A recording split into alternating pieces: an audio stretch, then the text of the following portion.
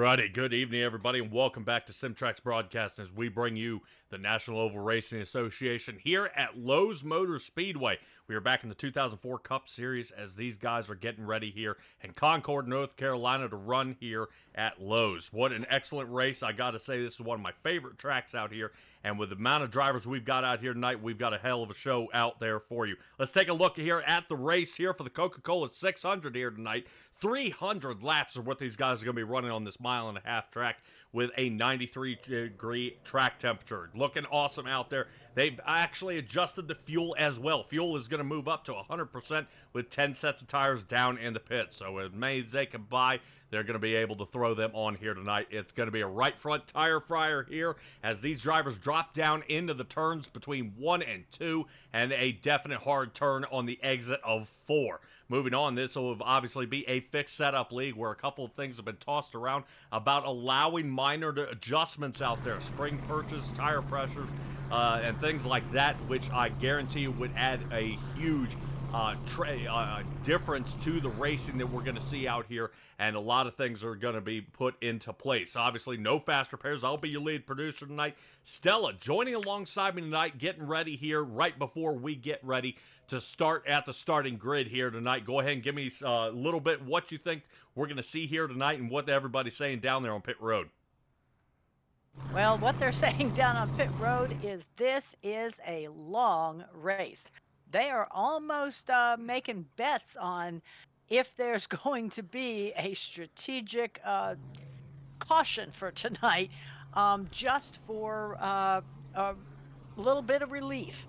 But they've got their drinks on one side, they've got their fans on the other, and we've got 85,000 fans in the seats ready to hear them race away. As you can see, a little bit of damage there to the infield on the landscaping. These guys have been having some tough times out there getting these setups just quite right as they exit turn 4. That's going to be the most treacherous turn we're going to see here tonight as guys are going to be mashing themselves up against the wall. So they are getting ready here to get gridding started. They're waiting for a few extra drivers to load in here, and we will be locked and loaded, ready to go. But somebody here tonight enters winner's circle. Who is it going to be? Dalton Tucker was the fastest one there during the All-Star race, and he is looking to reprise his role in that spot as he'll be starting in third. But let's go ahead and take a look at our starting grid here for tonight, as I can't wait to get this one started. I guarantee you 300 laps is going to be tough for any driver out there, but let's take a look. Dustin Kleba and Brian Jones, not bad there for the Evernham Motorsports team, sitting 1 and 2. Moving on to Dalton Tucker, who's going to be starting third, next to Kevin Baumler. These guys are going to be having a workout here tonight as they continue on in front of Cody Reeder and Vincent Arthur. Obviously, Vincent Arthur out there in the number 24 DuPont Chevrolet. He'll be in the top 10, but Matthew George, Brady Moats, Josh Conover, and Derek Chaput will be starting in the 10th. Did I say that correctly, Stella? Chaput. Chaput. All right, I get that. We're going to butcher it about 12 more times before we get through there as a new driver entering the league. Logan Hagerman will be starting in 11th next to Jake Christenberry. That's a mouthful. Moving on to Christopher Heitz and Nick Pressey for row number 7.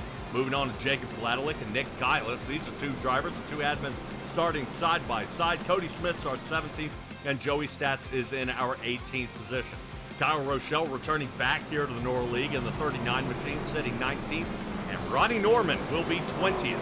Going to be a tough race for these guys that are farther back outside the top 20, where Blake Hoppy, Patrick Coluccio will be starting in the 22nd, and Colin McDonough will be starting in 23rd. Looking to see, I have all drivers behind the wheel as they finish up this last parade lap here as they get ready to go here for the Coke 600. Can't wait to see them get going here. But Stella, when we talk about drivers out here and kind of their strategies of attacking this track, we're used to seeing most of the Charlotte Motor Speedway. Right now we're at Lowe's Motor Speedway. I believe this track was paved to create the change and a little change of hands on ownership out there. Do you have anything to elaborate on that? Well, have a little bit. Right now, they're going to be running a little rough and tumble because it wasn't until 2006 that they got a good pave going. So this is going to be a fun track for them to go and get around. All right, appreciate out there in the chat for Drift King to be hanging out with us as well, and Lockridge Motorsports. No days off for you, buddy. As I can tell, you were getting things fixed in the other league and trying to help any drivers, even though not on your team, getting squared away. Awesome. We appreciate everybody out there tuning in here to SimTraX Broadcasting. We are getting ready to kick this off. Green flag. We are waiting on Barney in the booth. Here we go.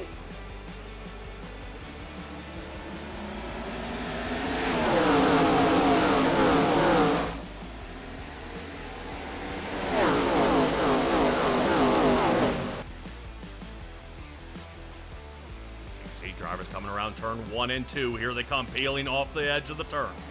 Holding on tight is Dustin Kleba. Brian Jones still holds the top line here. They dive into the ring. Very close. Kleba able to make the breakaway, and he does get the separation. Finally gets a little bit of breathing room as we got a blinker there towards the back. Side by side here as the 38. Shafu sitting here in the back. Right now he's hanging on to the outside line. We're going to see these guys single file here pretty quick as there are a couple bumps here on the track that the drivers are not really enjoying out there. Right now as they keep rolling through already, Vincent Arthur was able to overcome Cody Breeder. That gives him the top 5. Nick Pressey already on the move as look at this gaggle of cars here. 48 and Jake Christenberry during practice ricocheting off the wall. Already to the backup car starting this race. So right now he's looking to kind of keep it all in line there as Pressey's blinking out. Give it to Christenberry. If they end up wrecking, you'll know why. Tough race here. Look at the 48 peel to the top side. Goes ahead and puts Logan Hagerman into the left mirror. Now into the rear view as the 12 of Nick Gillis out there going up there and nudging the back end of the Jimmy Johnson number 48 Lowe's car. All right, now Pressey better get this thing under control. We are losing him all over the track. And RC might pit him here if that gets any worse. Cut through the grass, still can't see him. Well, and we can see as the tire tracks are stellar right now. Horrible run here for Nick Pressey, sitting in the 11th position. Right now, that is a pretty sketchy area. As we see this track kind of start, guys starting to speed up, guys getting a good feel, and the tires are starting to settle in. That's definitely proof by the top speed out there of Dustin Kleba, the first driver to break underneath a 32nd lap of the 29.92, and you can't say he had a whole lot of help. He's out in the lead. Absolutely, except we have heard a lot of the fellas yelling, fresh air is where to go. Yeah, Nick Pressey, you're saying he's having a rough time. Usually the blinker has no idea from their standpoint, their view, that they are flashing back and forth. It's the 4 guys behind them that are having a rough night. Well, somebody else who's having a rough night, hate to point him out, the new guy, Logan Hagerman, down 8 positions here, moving down to 19th. Right now, we would love to get the charge back up to the front. I'm wondering if he is saving a little bit of tire here so he can see if he can continue the battle on up to the front. He would love to have the opportunity to fight in through and see if he can find some sort of groove here so he can get on the roll. But right now, he just keeps getting bumped. Look at the 20 car down on the bottom. Jacob Gladling out of the draft. He's going to be chasing the rest of the field. As Patrick Coluccio sitting in the 22nd spot hasn't moved up or down at all, as Colin McDonough has fought himself up only 2. And yep, we're in the back of the field though, but there's plenty of things happening up front. One of them being which Cody Reeder in the 19, currently sitting 6th. Brady Motes is all over his back bumper. Now we guys are seeing nice deep breath of fresh air here as the drivers kind of calm it down. Matthew George continues the onslaught here from the bottom line. Brady Motes having to hang high, but gets the turn exit speed. He's going to clear.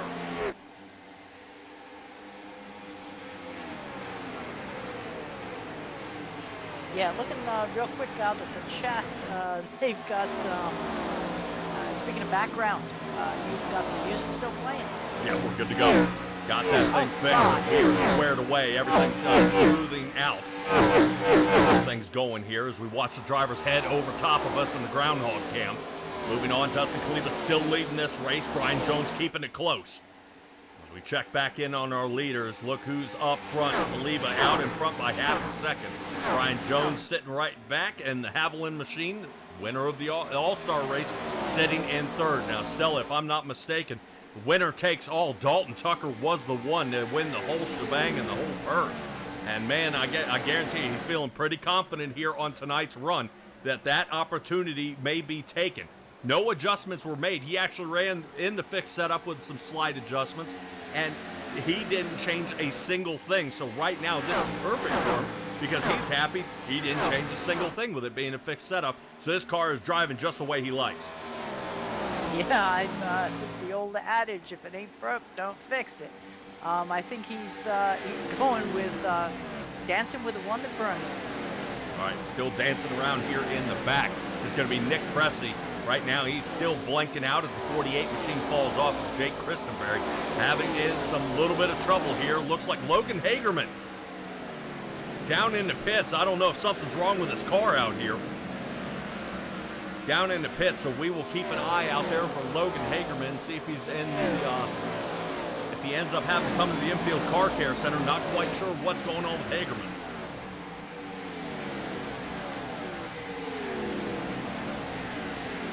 A couple of guys are tumbling around out there. Chefu sits in the 10th position. Still holding on to his original qualifying spots. Biggest mover here of the race going in the forward direction will be Kyle Rochelle, who's up 5. Not bad there from the target machine. Yeah, I haven't seen him in a while. We've got 2 targets out here. All right, little scuff with the wall out here. 48 machine of Jake Christenberry. The exact same spot he spun out during practice, hit the wall yet again. Heavy right front damage to the 48 machine. As we get close drone footage here, there it is, a little folded up and into the tire. He's going to be paying for that later on as he snugs down into the 19th. Looks like he's able to stop the bleeding in front of the Kevin Harvick number 29, driven by Blake Hoppy. Looks like he's changing up the numbers. We're used to seeing him in the next gen from the number 31. Notice that 29 looking to see if he can fight around him there. Little front drag there, and I'm wondering if that is what we're going to see coming out of 2. 29 having to shift back and forth right now as they continue the fight. 14 laps into this one. We're waiting right now for Dustin Kleba to clear here. Yep, and 14 laps is where we are. Brian Jones sits right on the back. And notice how Brian Jones and Dalton Tucker have taken that half-second lead and cut it down to about 3 to 4/10 of a second. So they are slowly starting to gain here on Dustin Kleba. I would assume Kleba here, Stella, right now is laying back just a little bit and letting the race come to him. The top 10 is practically unchanged other than Brady Motes and Matthew George switching places out there, but it doesn't seem to be affecting them at all here as they continue this race. Still side by side, no cautions. Yeah, surprised there was no caution after that pretty good wall ride there, but it's keeping everybody moving forward. We're looking at a lot of guys in that top 10 that you were saying have not changed their starting positions. A lot of these fellas were here last week racing in the All-Star race, so it was like a serious 2-hour additional practice that they were able to have. So I'm not surprised that they are able to control this track the way they want. All right, we top on top here to take another look at what happened to the 48 of Jake Christenberry. I'm not quite sure what happened to him here, but it does sidestep. Oh, the ricochet 12. Off the wall from the number 12. So Nick Gillis actually giving a little assistance there to the 48. And not only did we see the damage there on the right front, but the right rear of his car is folded in. Goodness. Yeah, and Christenberry is going to have a long night ahead of him, especially so early here into this race. We check back in on Brady Motes. Motes currently sitting in front of Vincent Arthur. Motes has moved up a couple of positions on here. As the number 1 continues the charge, he's trusting the process here, and he said about halfway through this race, that Aaron's car starts loosening up. He's not quite sure what's going on. Might have to add a second driver or some lead to the back of the car to see if he can get that thing pressed down harder onto the track, and maybe he'll have a better opportunity to fight his way up to the front. Stella, oddly enough, when you start thinking adding weight to the car is a bad thing, normally if you're having trouble keeping traction on a car, actually adding weight to a corner of the car will actually help its turning increments out there, and they will be able to get out, be able to pivot more on that weight and assist that tire for a little more distribution of that the G-forces for the turning. Yeah, the mechanics that go into these is pretty impressive for what really does amount to a super sophisticated video game. but it is so detailed that I watch it now, and to me, these guys are in these cars. They are racing these cars, and it's wonderful. Only barely a hair into this race. Lap number 20 underway. We just saw a pass there by Kyle Rochelle over top of Chef Yu, who's moving back to the 11th position, 12th, excuse me, as Nick Pressey blinks out yet again, tripping us up even on the ticker. Right now, the number 0 car here of Pressey is still fighting a little bit of connection issues, and I guarantee you, that's not a place I would want to be. Let's check back in on Joey Stats. Stats isn't here every single week, but when he does show up, this guy can definitely come on with a vengeance and drive like he's got a purpose out there. Really working it out there on the track. He goes in and puts Chapu behind him as well as Nick Pressey blinks out really bad. Again, Stats taking over the 12th spot. Yeah, we also have a fella down number 41, Ronnie Norman, sitting in the pits. He's trying to get something fixed up there, it looks like. He's been in over a minute in the box. Yeah, Ronnie Norman in the 41, seeing he's hating his race right now as he is continuing to sit there. Notice the damage right there to the 41 on the side. So we'll see if that does end up affecting his race, noticing how far he's going down. He's about 3 laps down, and he's got to return soon. Checking back in on Cody Smith in the Caterpillar number 22. Actually, Stella, you can't forget the number here from Cody Smith. This guy has been really hot here as of late, and right now I would say a couple of drivers are coming on later. I'm thinking Cody Smith may be hanging back here just a little bit with his lack of qualifying time. And is actually fighting through the field when a driver who did qualify, right now Vincent Arthur, is actually on the roll backwards. This is now 4 positions down as he teeters on the on the very outskirts of the top 10. Look at Rochelle send it through the rest of the way through that turn. And these 4 drivers right now are closest drivers out here on the track.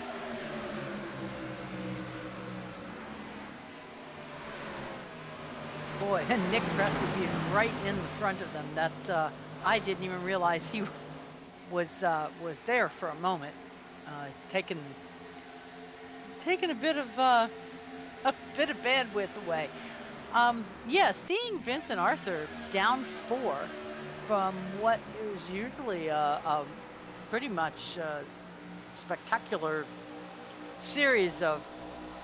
Oh man, I'm having a rough one.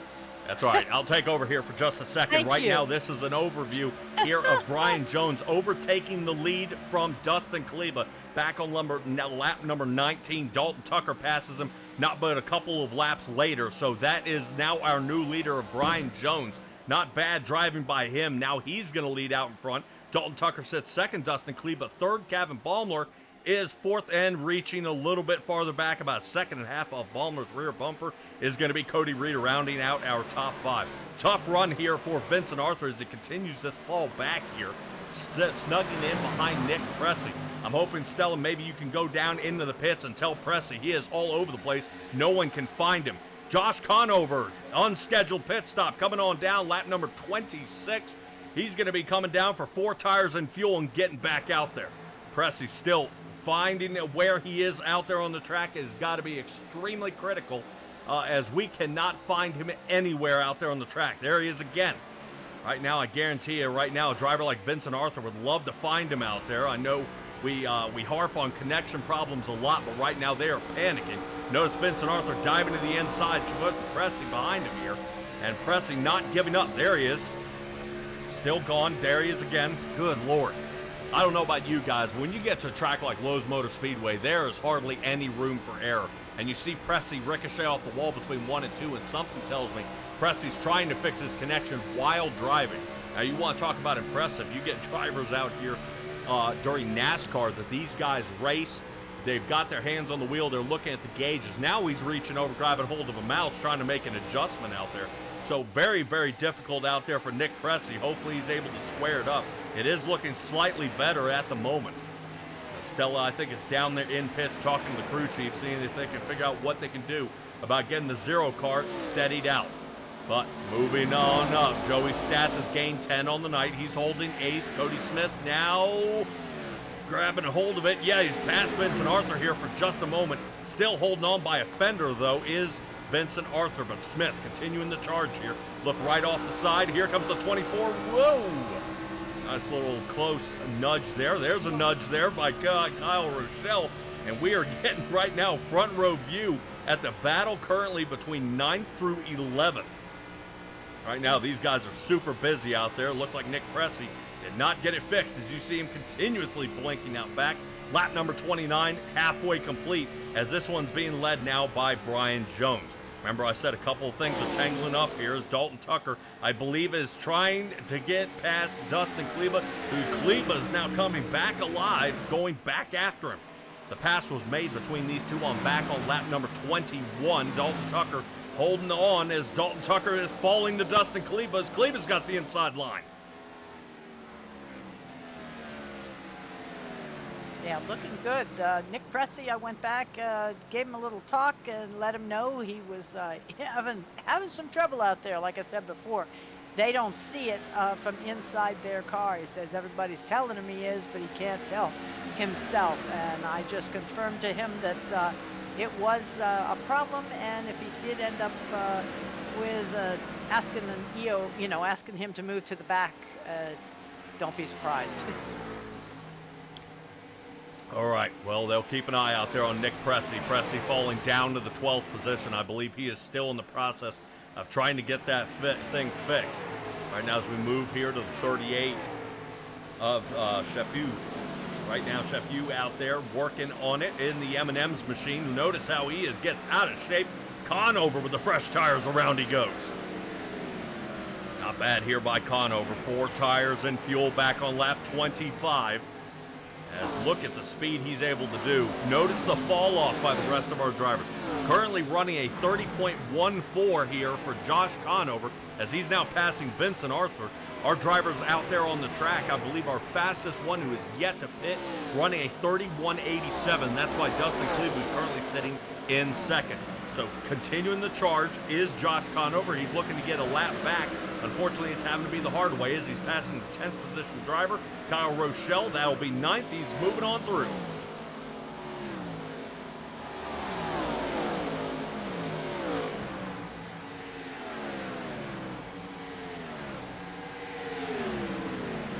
Now, Stella, I think even out there in the chat, Lockers Motorsports is wondering what you been smoking on there, see what you got going on. I know you had a little bit of stumble here. We'll kind of peter off here just a little bit as this race goes on. That way we can make the longevity here of this race. We haven't even reached the 1/3 mark as we continue this race. Pit strategies are already taking over. Our 18th place driver, Josh Conover, already taking 4 tires and fuel. Are continuing this roll. Look at Conover sliding on past. And that'll be the driver sitting currently in 7th of Matthew George. George watching right now what fresh tires can do. Moats is going to be next as they reach up to Cody Reeder looking back. I'm trying to see on some of the timing out there for Josh Conover if he is starting to slow down. 30.5 seconds does not appear so. Slices the outside of Reeder to the inside here of Brady Moats and continuing the drive into turn 3. Goodbye. Well, that Budweiser machine going down this track, easy peasy. And now it's going to be a long while before right now Conover will find his next pass. He's got to make up about 2 seconds to find Kevin Balmer. Shouldn't be any sort of a problem. Currently, Conover running a 30.87 out there. Kevin Balmer running a 32 seconds flat. So right now, watch the Budweiser machine start reeling these guys in. And he'll be looking to make the pass. But this is the pass currently here for 3rd. As I say the pass, the battle. Look at the number 8. Here he comes. Holy cow. I would not want to see that in the rear view. Here comes Conover to the inside. Balmer going to get boxed out. And Dalton Tucker unable to take advantage of the number 8 slinging on by. Right now I give it to Conover for the amount of speed this guy's putting down. I would say he may have to short pit later on, moving up to Dustin Kleba. That'll be next. And the only reason I'm really honing in here on the number 8 car, he's down a lap currently. Everybody else is still out here running almost 32 seconds. Yeah, 32 and a quarter seconds out there is about median average time. And he is still out here running 30 seconds. Now, when he gets his lap back, which obviously seems to be no problem here, as he's cleared Dustin Cleaver, Brian Jones will be next. Here comes Conover with the charge. This will put him back onto the lead lap. Unfortunately, it does leave him in 18th. But the speed that he's running when everybody else comes down into pit, he'll almost be able to continue this run, and he's going to be able to chop it up a little bit. Stella, when we go to caution, I would say Conover's idea here of being able to fly around the track while everybody else is running a lot slower may be erased out there. As Conover, there he goes, gets his lap back.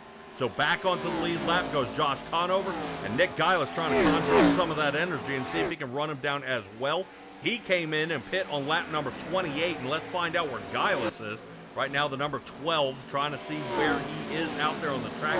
He's catching up to a little bit of some lap traffic here of Jacob Gladelick, and we are running up on the 38 machine out there. And he is right around that 13th, 14th spot. We'll see how they fare as they continue this run. A little bit of pit strategy, some tires out there. Guys are trying stuff all different out there, and maybe it will come out as a positive as we hop on top of Blake Hoppy. Whoop! Blake Hoppy with a full disconnect here as we hop on top of his car. That might have been a mistake. And Hoppy looking to see if he can come back. Nudged to the wall there by Christopher Heights. As look at Jake Christenberry making the full clear. Yeah, so far, no, Hoppy is not moving. And I do not see him making advancements on the lap count. All right, Brady Moats now coming down into pit road. This looks like more like a scheduled pit stop here on lap number 40. Yeah, it's closer to what they can expect on fuel between 45 and 50 laps is our window tonight. Well, they're starting to notice the fall off on these tires. No one's taking any chances.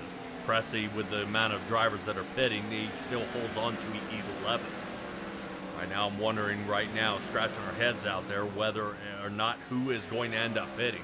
Dalton Tucker still in a respectable 4th spot as Kevin Balmer overtakes. And they continue the charge up to the front. Right now, Balmer, I would say, I wouldn't say knocking him out or kind of marking him off the list as not contested here. But Balmer's actually been doing a heck of a job here, moving his way up to the front. Now, he started top 5 and has been tumbling around a little bit. But speaking of which, tumbling is Brian Jones. Yep, that's the number 45 coming on down into pit. That's going to put Kleba back into the lead. 1.5 seconds over top of the battle. It's actually happening 4 seconds for second place. Dalton Tucker hangs back just a hair. Appreciate Lockridge Motorsports joining us out there in the chat. Definitely, we got a lot of things going on here over here at the National Oval Racing Association. And guys are excited, and notice how a lot of extra things are changing. Matthew George coming on down. Dustin Kleba coming on down. Which leaves Baumler and Dalton Tucker out there. Right now, these two guys out 2 seconds in front of the rest of the field. You've got to say, are they actually doing themselves good by staying out longer? Kyle Rochelle with his last time around running almost a 34.5-second lap. I guarantee you the 39, he'll be coming down this time, or if not, the next. I would not want to continue running laps that slow. We'll see Kyle Rochelle coming down under 100 miles an hour. Down into pits he goes. Looks like he did well as far as getting down to the proper speed to come into that pit box. He's going to be joining Patrick Coluccio, who's already down there in his number 18 car. I would love to go over where some of these guys have gained or passed out there, seeing what kind of pit strategy these guys are running, where they're tumbling up out there. I would say once they do come down into pit, that's going to be the big one. And right now, a lot of drivers are coming down. This seems to be a little closer as we got Dalton Tucker, Cody Smith, and Vincent Arthur. Smith, good call here, coming into pit so early, then running up to the 50-lap mark possibly. Right now, the 24 looks like he missed his pit sign, and in the pits he goes. Good stop. Let's move up to Joey Stats. Stats starting to slow down, as I believe our top 3. Let's see if Nick Pressey decides to come down.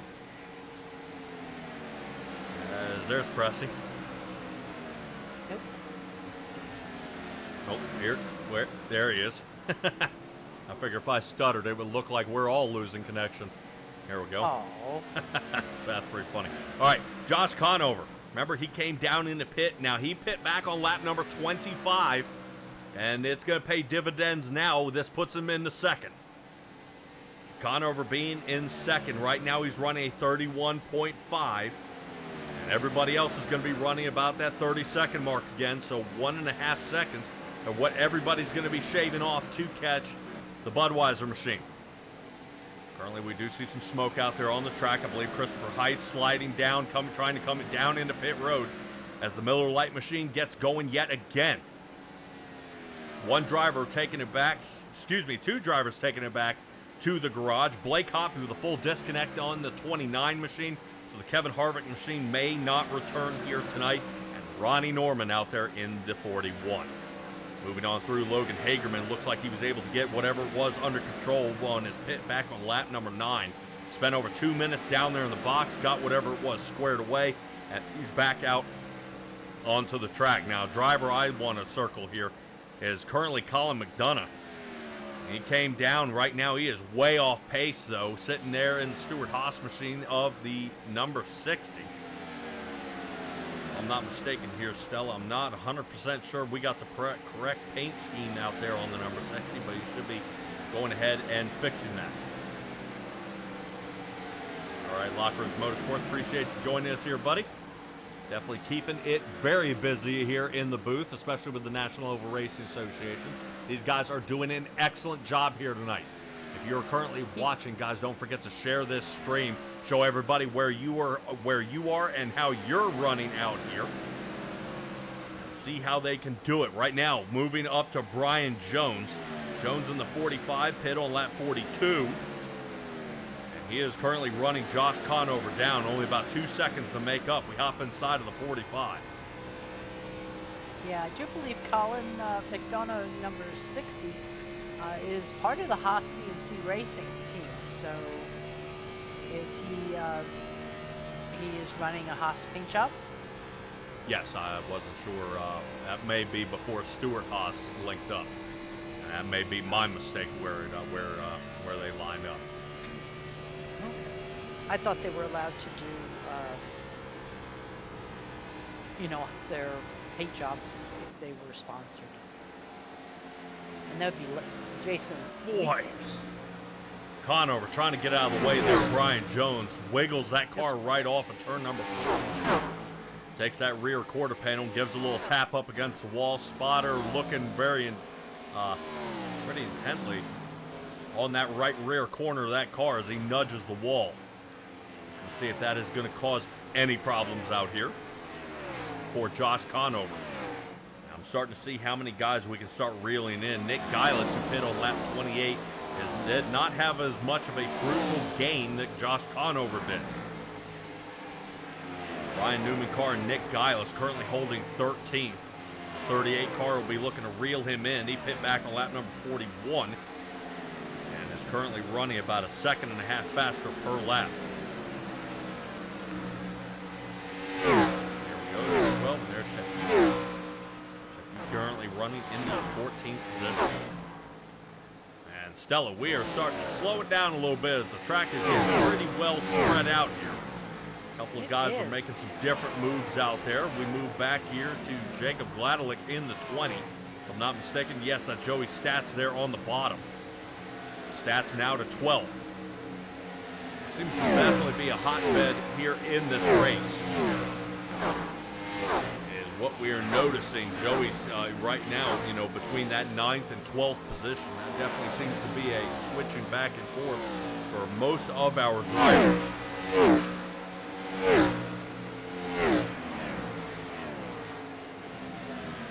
Yeah, we do have a lot of shifting from where they started to where they are now. Like Josh Conover is up 6, as well as Joey Stats. But then some fellas that are down 8 and 10 points. So definitely gets them moving around, but everybody's still rocking and rolling, except for, I guess, Ronnie Norman and Blake Hoppy, who have taken it back to the garage. Yep. We look off the back bumper here, Benson Arthur looking back at the 22 Caterpillar machine there of Cody Smith. His Dodge Intrepid 7 positions from where he originally started this race and has been sliding back and forth. Once again, that battle somewhere here between 9th and 12th position. This is the battle for 9th. Cody Smith is trying to find a nice little gap here around Vincent Arthur. He had a little bit of seam he could have run, but his car did not pull through. I think he thought better of it and said, hey, I need to start considering what these tires are doing here later in this race. That way we can use it to our advantage later on. Vincent Arthur, a very, actually an extremely tough driver to pass and get around here, but this is currently right now Vincent Arthur holding on to the 9th position over top of Cody Smith. Smith just trying to see if he can find another groove here. And the way this track is starting to rubber up here, Stella, I would say that, you know, drivers are starting to notice that seam on the bottom line is starting to fade away a little bit. You're noticing how Vincent Arthur is starting to pull it up about half a car length. You see the 22 Cody Smith doing even more than that, running about halfway up the track. Does cost him a little bit, though, about a 1/10 of a second. But I'm wondering, long term, does this help Cody Smith with those right side tire play? Yeah, I don't know whether just a half of width of the car is going to play into that as much as when they came down. The fact that they both came down on lap 35, they should be pretty evenly matched. They can work together and fight their way up that 2 3/4 seconds up to Cody Reeder. I think that would definitely help both their cases there if they can make that kind of make that alliance out there. But I know they've been fighting all year. Right now, the Caterpillar machine, look how close he gets to the wall when he enters turn number 3. He snugs up real close. There he goes, almost where that shadow flattens out, and then he gets ready to go around. Let's check back in on Matthew George. This is George, Kevin Balmer, Josh Conover. This is a huge chunk of cars right here. Right now, Conover in some trouble. High line for him is right now Matthew George cutting down to the bottom. Is Conover. Conover starting to make his own lanes out here. As he is sliding all over the track, we are in the Chase Copter Cam looking over top at Conover. Right now, that is Cody Reeder getting on around him here. Currently on lap 25 is when he took these tires, and he is already trying to change it up just a little bit here. I would wonder if Conover is considered coming down in the pit running a 32.19 last lap. He might be considering it. I would wonder. Stella, I would probably say Josh Conover would probably come down when Vincent Arthur and Cody Smith catch him here. They're 2 seconds off, which maybe 3 or 4 laps Conover can fend him off for a little bit. And then we may see him come back down. He came down in on 25, so 50 makes it double that. And then we are still squeezing it out till about laps, maybe 75 would be the very top, I mean the extreme top of his fuel window. Yeah, he's lost half a second just in this last lap. He and Matthew George were both running 31 and a halves.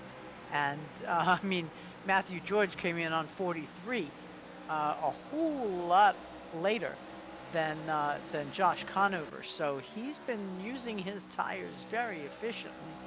But it might be that time. He and Nick Geilis and Patrick Coluccio are way down the 32s. Now, somebody's tires who aren't agreeing with him that much here is Christopher Heights in the number 2 out there. It looks like he is in the midnight blue car there for Rusty Wallace as he continues to try to do his best and stay out front of Brian Jones. Now, right now, Heights did come down in lap 46. His tire's 4 laps fresher than the guy chasing him here, but it looks like he is able to fend off Brian Jones. Jones might be using him to the advantage of a little bit of draft as he's been out front here since he passed Conover and never looked back. So Brian Jones, when is he gonna come down in the pit? What does he have up his sleeve here tonight to see if he can hold on to that lead and continue the battle out there on the track? Stella, some drivers out there had mentioned possibly a competition caution to lap 150. I believe that'll never happen. They're going to try to run this out as long as they can before somebody makes a mistake. Now, the only mistake we saw happen tonight was Jake Christenberry in the number 12 of Nick Gillis when he ricocheted off the wall, came up into him and sent the 48 into the wall, and no caution came out, which means we are 65 laps under green. Oh yeah, yeah. We've had a couple wall touches that have made it cautions on other tracks, but not this one. They've got enough room to move around a little bit. And Alanis King tuned in at just the right time. She's rooting for the number 45, who is currently in first place. Still holding on is Josh Conover. He is still yet to pit. Conover now down to 11th. Look at the number 12 of Gillis there. Whoop. It looks like Gillis is having a problem here. I'm not quite sure what's going on. 80 miles an hour and trying to slow down the best he can. Definitely want to make sure you're checked up before that commitment cone. 50 miles an hour is pit pace limit. And Brady Motes will move up to him, who's currently sitting 6th. Conover still remains out there. Stats got on around him. Stats trying to see if he can play chase. Cody Smith is pretty close. Right now, that is currently Jake Christenberry. Down, I believe, 3 laps. And right now, the 48 here in that Jimmy Johnson car is having a heck of a night. It just seems nothing is going right out there for Jake Christenberry. And that's too bad, because I'm pretty sure Jimmy Johnson was the winner of this race for this year. Stella, I don't think so far this year, none of the drivers representing the numbers of their driver have won so far yet this year. I do not believe so either. I have not noticed that. All right, so the racing gods do not believe in iRacing, and they are not giving these gentlemen the blessing to win the race. It's just they're not respecting the homage. Right now, we sit here looking at Cody Smith. Smith's about to be under fire here. Take a look at right now. That is Joey Stats. Stats going to send it in the turn a little harder. So watch the Kellogg's machine trying to make this full pass here. All right, camera angle so we get a good look here off the side of Cody Smith's car. Currently, Joey Stats, Noel Smith has him going down there and nudge the edge of that car. Try to tap him and rattle his cage a little bit there. So giving up the position will be Cody Smith. The Stats hangs way toward the bottom, and that's going to give the turn exit speed here to Smith. Looks like he has to check up just a little bit from ruining the 5 there. Yeah, that was a bit of a cut. Hard cut there, but good for his spotter. Sometimes I think those guys are well overlooked out there up on top of the booth. And they look down at these guys and tell them that they're clear and not to make a mistake. Back there in the Terry Labonte car, we move up to the Jeff Gordon DuPont Chevrolet of Vincent Arthur. Currently in 8th right now. The next driver he's looking for is Matthew George, who's a 2nd in front. And currently we are looking at Jake Christenberry out there and the number 18 of Patrick Lucio. Lucio is in 15th, though. As they continue to run, there's Matthew George on the edge of our screen. Oof! Oh, again! Oh, Christenberry just mushed him. Mushed Patrick Lucio into that wall. What on earth? All right. Not have radio chatter unmuted here. I'm looking to see if they are lighting up that radio. Yep, Lucio coming on down, and so is Conover. Conover came on down, and he's working his way back out. I'll say now is a really good time. Remember I said lap 75 would be his top end. 71 is when he comes down. Okay.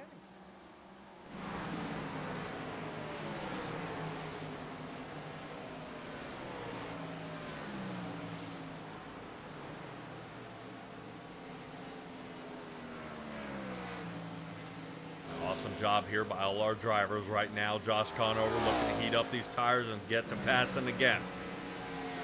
Christopher Heights has yet to come down pit. That'll be the next driver he's looking for, which is about 24 seconds ahead of him. As we move back here to Christopher Heights.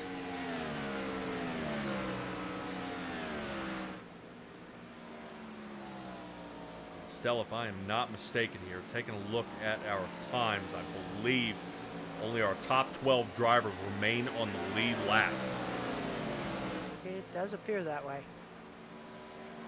Boy, talking about cutting the field in half. Started with 23 on the night. 12 are on the lead lap. The rest of everybody else is playing chase.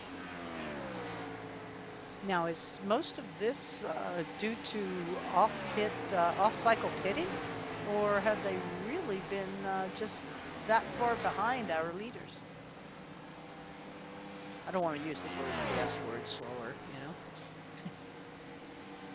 Yeah, definitely a lot of things have been changing. I mean, we look at the number 18 out there, Coluccio. Look at the amount of damage this guy is suffering out here.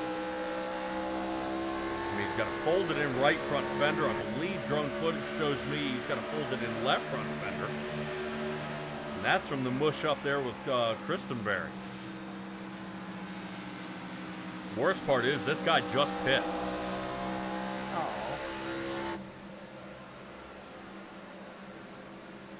And he pit after the contact. Okay.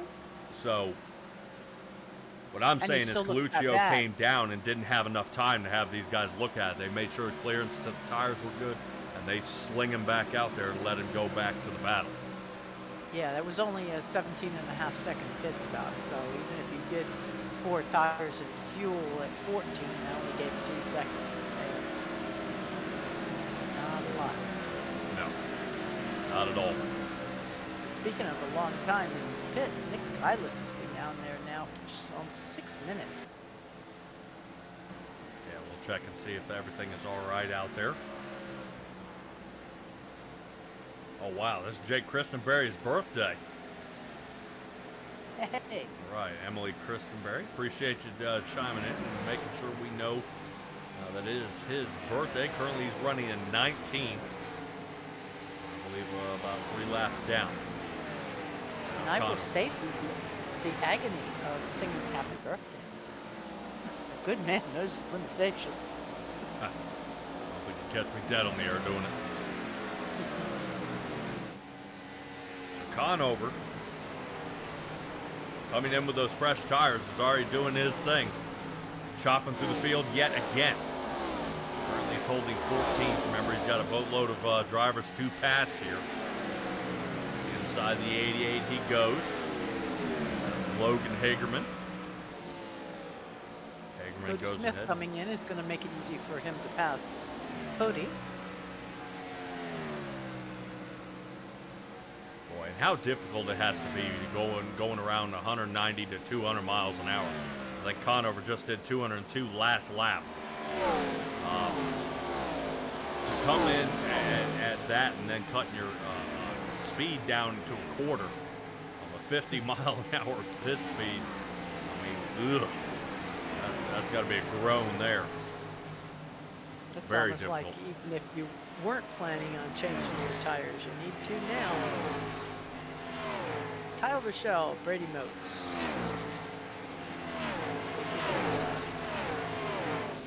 Taking in the pits, look like they have perfectly matched times. Yep, 4 tires and fuel. Just there, 15 seconds.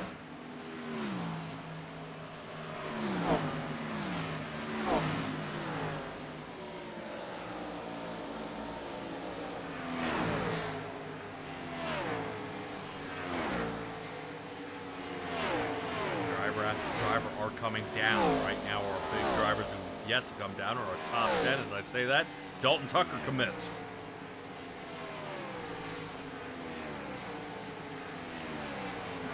All by himself.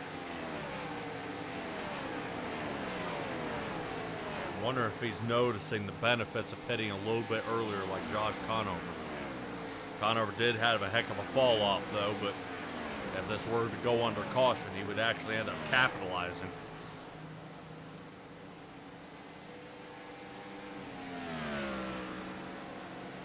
Dalton Tucker, our only driver down pit road, looking to get back out there as fast as he can at 4 tires and fuel. So far we have 10 drivers that are still out there with only one pit stop so far here at lap 84. Right. Stella, if you would see if you check in on a pit reporter down there and see how Dalton Tucker's race is feeling tonight. Our leader of Brian Jones coming on down. Dustin Kleba goes ahead and passes. Gavin Ballmer, Cody Reeder not looking to come on down either. This is definitely helping right now.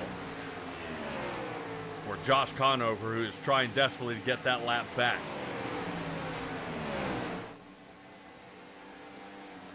Now Michael Beadle out there. Rooting on a birthday out there for Mr. Christenberry.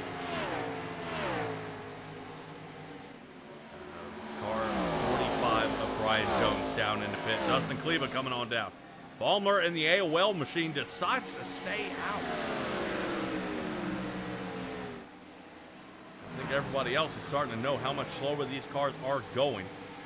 We want to give it to Ballmer for running a 31.97. The only driver still anywhere in underneath the 32s. That pit back somewhere between lap 45 and 47. We'll see when he decides to come down into pit. Conover's going to block him though. And it looks like Ballmer, whether he wanted to or not, will not have the ability to come down into pit road. Here comes Conover, getting past Christopher Heights. And Conover now up to 6th. Much easier passing and getting off front faster than he did last time. If this thing goes green to green, I would be extremely surprised here. As right now, that is Brian Jones catching him from behind. That's what Dalton Tucker is predicting down there from the pits. I talked to the number 42. He says everything's pretty loose out there, but he does predict it going wire to wire. All right. So I'm assuming they didn't feel any different changes out there on the track. They are just going ahead and enjoying the run here and just trying to be safe and clean. Not causing any problems here. All right. Excellent. Coca Cola 600 continues on as the longest race here of the year. Do appreciate you guys joining us here at SimTraX broadcast. We are bringing you the National Oval Racing Association. 23 drivers started this race on the lead lap, and only currently the top 9 sit on the lead lap. Moats now the last one to fall behind. Right now, Moats did come down on the pit road on lap number 80. And he passes Gavin Ballmer. Ballmer might want to start considering coming on down. 32 seconds is what he's running. And he stays out. So, Stella, we look at different pit strategies here. Josh Conover gets out there. Pits super early. Pays dividends as he's currently sitting 7th, but Ballmer decides to pit much later. Lap number 46 is when he came in. That should leave him a fuel window, maybe 1 to 2 laps left for Ballmer. Close. Yeah. Well, they're saying possibly a maximum of 50, but that is still yet to be seen. I haven't seen anybody push that far yet. 90 to 91 would be his fuel window. He continues to roll around down here. Say some of these other drivers behind him are waiting for him to come down. That being Cody Reeder, Vincent Arthur, Joey Stats, and Nick Cressy. Yeah, well, Dustin Kleba had the record for the lap speed here, and for a few laps, Brady Moats took that away from him with a 29.863. But Kleba said, no, that lap record is mine. And just laid down a 29.826 with those nice fresh tires. Yeah, well, somebody else who wants fresh tires, Vincent Arthur, down pit road. He's done. He is not going to waste any more time. He says, well, I've run a 32.5-second lap. I've had enough. Let's go ahead and bring it on down. 4 tires and fuel for the 24 as they get ready to hop over the wall. We move out back on the track where we find Cody Reeder currently sitting 3.5 seconds off the number 30 machine, who continues to stay out, and it's going to grow. Cody Reeder coming on down. Moving back here looking for Joey Stats. Stats stays out. As Ballmer continues this run, looking to see if Brian Jones, who holds that 4th place position, remember Pressey does have to come down in the pits. And Josh Conover may have had a fumble here. Pitt on lap 71, currently holding at 9th. Now this is going to be a huge fall off. Our leader working his way on down. All right. You're getting worried about that. And here comes Joey Stats right behind him. All right, fuel window is ending for these guys. That's going to bring Brian Jones here and into the lead. It was that fast. Who's going to get close? Dustin Kleba, 2.5 seconds. I realize Christopher Heights is still out there with a lap 46 car. And Colin McDonough in a lap 45. These guys are really stretching. I don't blame them. They're definitely going to be wanting to put their show on here tonight. Lowe's Motor Speedway comes up and attacks the 48 machine there of Jake Christenberry a couple of times here tonight. One time assisted there by the number 12. The last time we saw Christenberry rotate up the track, making contact out there.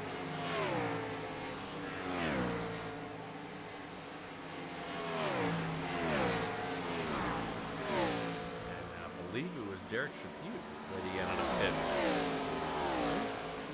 He was a 38 that he pushed in. Might be incorrect. I believe it was the 18 of Coluccio. Ouch. Coluccio into the wall. Hard into the wall. Tons of smoke here. Oh. We might have a tire down. No caution. 18 machine trying to get off the wall. Right front fender missing. No caution for debris. Gone. I mean, gone. Wow. All right, iRacing is not throwing anything out there. I want to buzz Nick Geilis out there in the number 12 and see if they're considering chucking a yellow. I would assume no, as they want to keep this rotating. Gavin Balmer comes out of pit in 10th and is now on a tear. 30 seconds flat last lap. AOL machine starting to really kick it into high gear here. Yeah, Nick Geilis is off track right now. He's sitting in the pit, so I'm sure he would throw that if necessary. All right, not finding anything out there. Looks like a fender donated to a fan over top of the fence. Looks like the number 18 coming back down into pits. Now, he hasn't been right since he got mushed there by Jake Christenberry. Christenberry passing him now for the 18th spot. Right now, I think Christenberry checking on our timing here. 4.5 seconds to find the number 60 of Colin McDonough.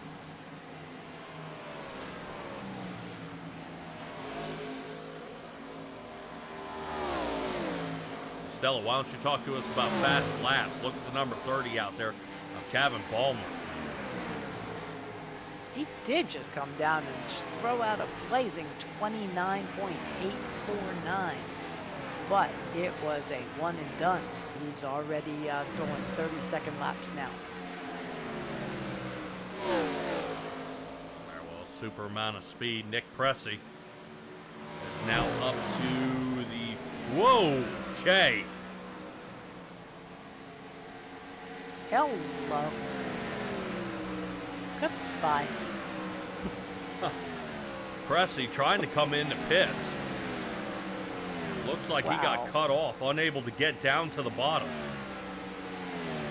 Boy, that looked ugly. It did. Watch his pit entry here.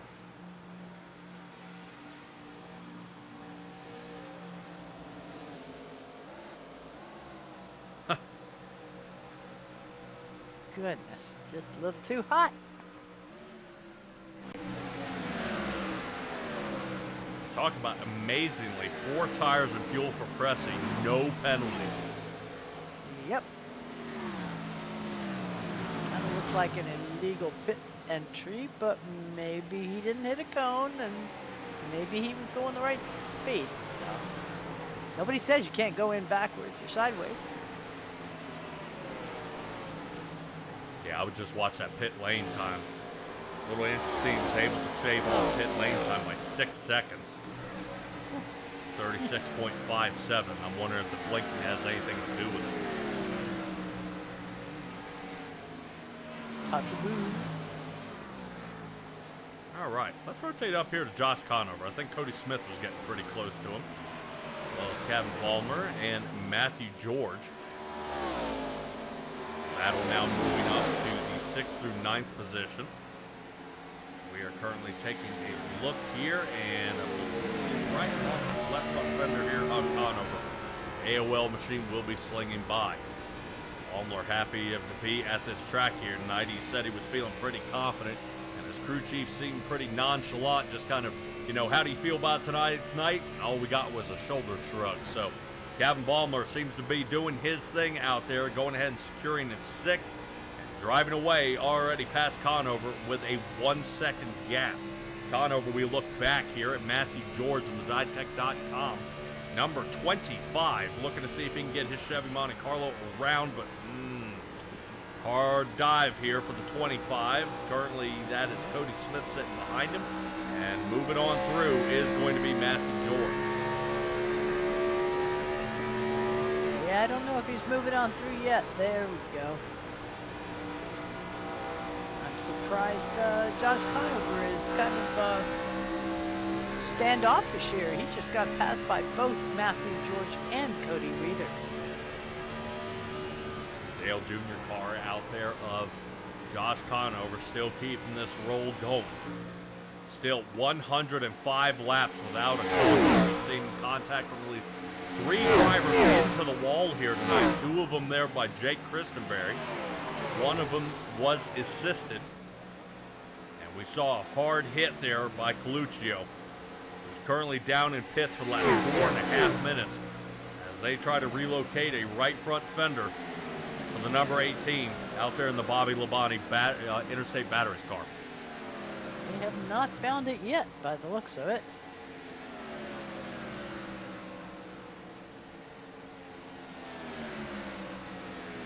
Getting busy out here is Cody Smith. Smith starting to work his way on around as Benson Arthur peeks into the screen. Cody Smith has to jam on the brakes.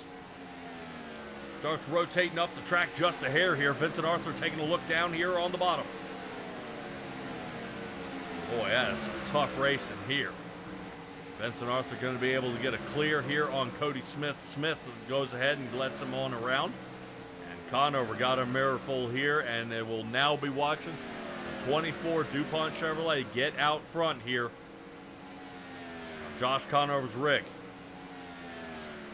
And now Conover last pitting on lap number 71. He's going to be watching when to pit yet again.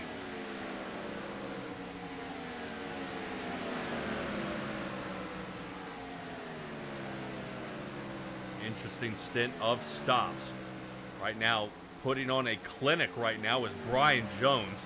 Even though we are taking a look at Conover, the difference between first and the top 10, 20 seconds. Oof. Which is two-thirds of a lap. Brian Jones is looking to definitely keep his roll going.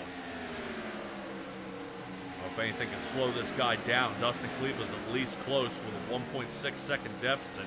Dalton Tucker holding on to third, but he currently is 8 seconds off the back bumper here of Brian Jones. Yeah, we've seen the top 12 be on another track, 20 seconds apart, but we've seen them like 2 seconds apart too. Checking back in on Vincent Arthur, who's now starting to put Matthew George under fire. George now hanging to the outside. Vincent Arthur passes on through. Matthew George last coming in on lap 85, so there's a little slightly fresher tires there for Vincent Arthur. 6 laps to be exact. A lot of things are changing out here, but right now, Nick Pressey, his blinking has yet to change.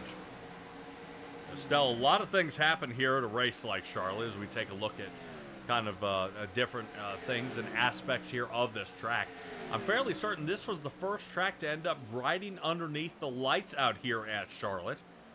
And a few other guys have been, when I take a look at it, Charlotte's also had things like a sinkhole between 3 and 4. This track is open most days of the year. So I would never see a track like this end up shutting down. They have figured out how to utilize every square foot of this track. Oh, absolutely. Yeah, they have events here year round. It's quite amazing. But you are talking, I hope, in real life. But they have a lot of other things. They have road course here. They call it the Roval. They have all kinds of adjacent tracks. That you can call it here at the Speedway complex. But they've they've used their time wisely, we will say. Yeah, and it really pays off when you're able to keep fans in the seats and a lot of things happening out there on the track. We move up to back on the track where Cody Smith is currently sitting in the 12th position, trying to work on Josh Conover a little bit as he pulls him to within less than a quarter of a second. And now Conover looking to kind of watch his timing out there on the tires. He has been timing here for some time. Now I believe only about, or take a look at the time on his tires. He's almost due for another pit stop. So I believe lap number 121 will mark 40 laps.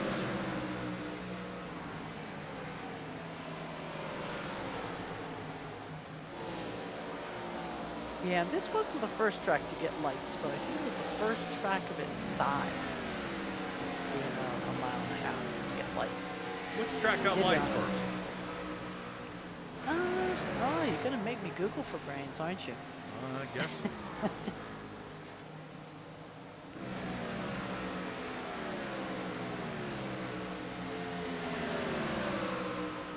Yeah, actually, lap 71 is when he came in. So lap 111 would have marked 40 laps. Getting pretty close here. As he is currently 45 laps. Conover is going to be coming down, considering another pit stop. Let's see if Conover decides to hang it out there just a little bit longer. Definitely getting plenty of air time here tonight. We're watching that number 8 do everything that most drivers are not doing. Trying to trip these guys up just a little bit, but they are figuring out how to combat that. Ryan Jones, instead of pitting on lap 46 like he did before, came down on 84. Now Conover is really having trouble coming up with an answer.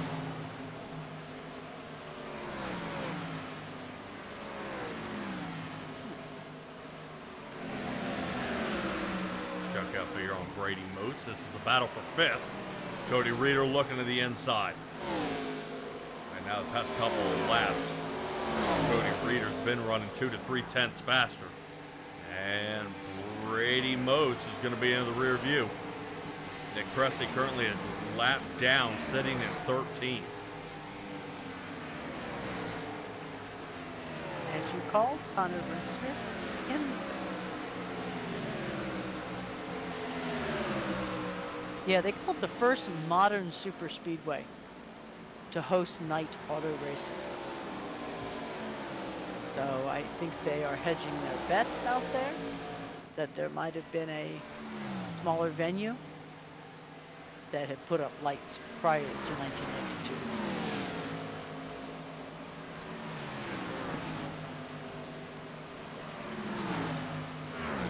We wait for a couple of these other guys to come out of pits. Dalton Tucker working his way in.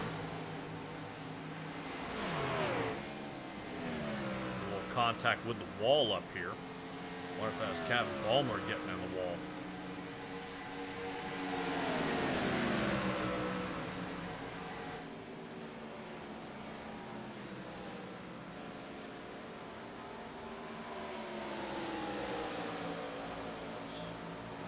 Goodness, Patrick Lucio still down there getting repairs. 12 minutes in.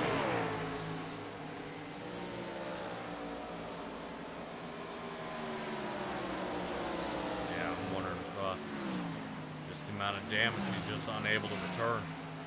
Pit stops happening. Right front fender now back on the car. That is an improvement. Yep, they'll be getting back at it here. Brady Motes, Kyle Rochelle coming on down in the pits. Conover's last pit stop, where his stint time was 47 laps. Okay. Let's find another red car everybody likes out there, Cody Reeder.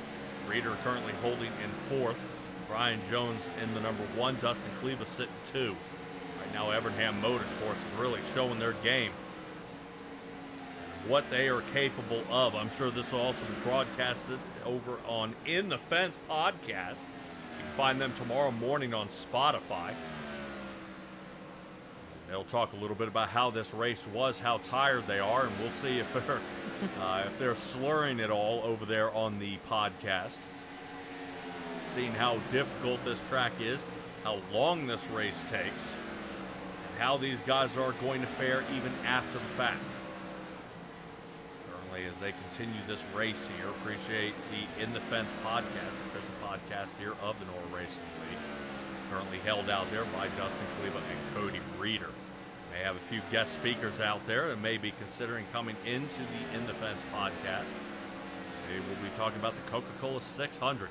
You're here with SimTraX Broadcasting, though, with currently watching Brian Jones and Dustin Kleba run away with this one. Give it to Kleba for holding on by 1.5 seconds. Baumler came in on lap number 93. And he is still able to hang out there. His tires are much fresher than the rest of the field. Right now, as they kind of seesaw back and forth a little bit, Stella, we have guys that are picking up more and more pace out there. And one that just broke the record is sitting right here, the number 1 in the Aaron's car. Brady Moats at a 29.795. Firing out of there. Could say firing on all cylinders. Yep. I always question when drivers are able to lay down a hot lap like that. Are they pressing a little too hard with these fresh tires? Would it be something that they try to be nice and easy, try to take care of the car while they run these leaders back down? Yeah, I don't know. I think it just feels really good to go past somebody. Trying them or not.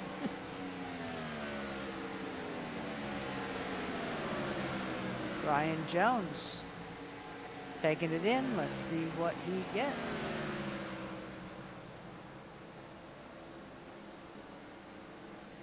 I'd say 4 and fuel. Yep. Honestly, Stella, I think it would be suicide for anybody to take 2. The only way you're going to see something like that happen is if we get these guys back on, or put them under caution. Guys are going to end up trying to fix more damage or change it up and only put right sides on. Maybe down in the green-white checkers area. Yep. Okay. Take a look here from pit road. Taking a look at the number 9, left side's up. Tires going on. Kleba sidesteps it. Okay. Not a super short pit stop, 15:08. But got what he needed and got out of there.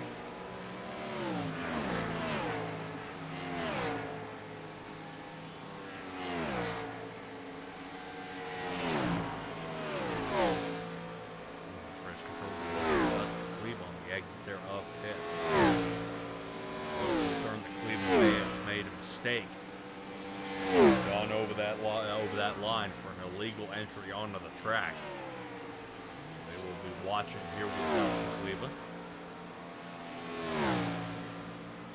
So Ronnie Norman and Blake Hoppy left our race a little earlier, and they are now being joined back in the garage by Patrick Lucio, who has called it an evening. Right, 14.5 minutes in the box. I believe iRacing Controls have said, nope, that is it for you. They have kicked him out and taken him back to the garage. That gives us 3 here on the night. Nick Geilis looks like his team is not giving up, though. 34 minutes sitting down there in the box. I'm surprised they haven't made him wheel back to the garage out there. As all sorts of things are happening out here on the track. Right now I'm taking a look to see who is nailing some of the faster times. Dustin Kleba with an insane 29.73. You thought this guy couldn't get any faster. He actually picks up the pace and is going much faster. Is.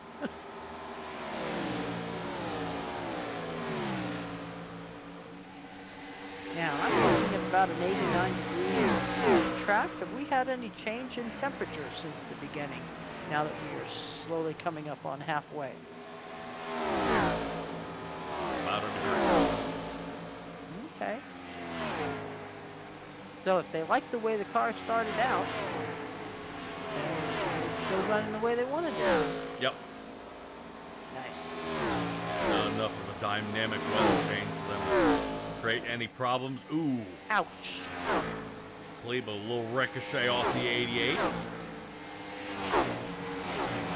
I thought that was a little ricochet off the wall.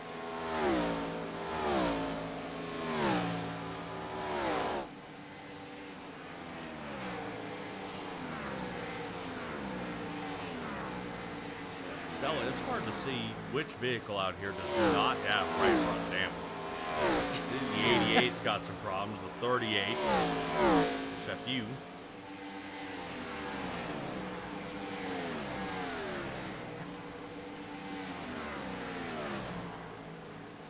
Yeah, that 88 did take a nice little hunk out of the wall there.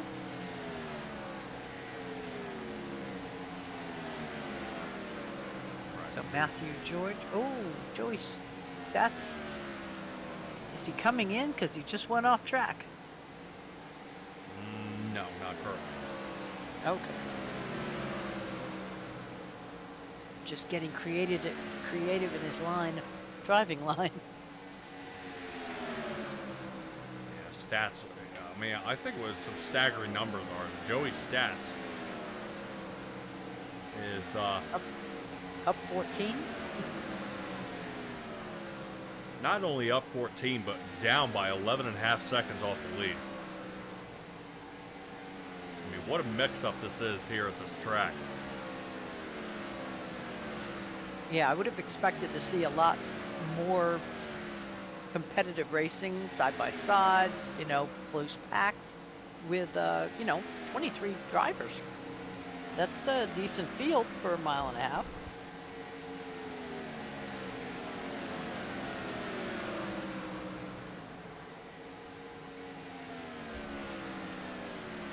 We are watching the pass here currently for 11th place. Josh Conover slinging on by.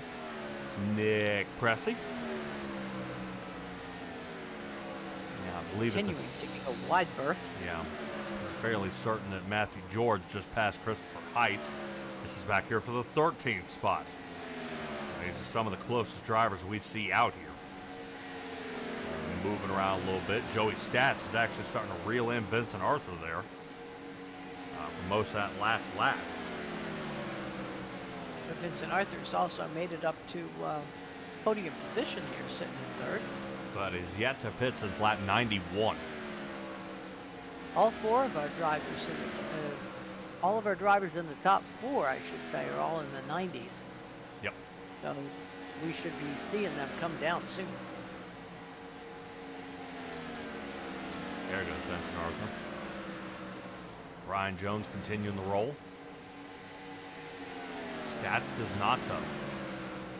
Stats stays out.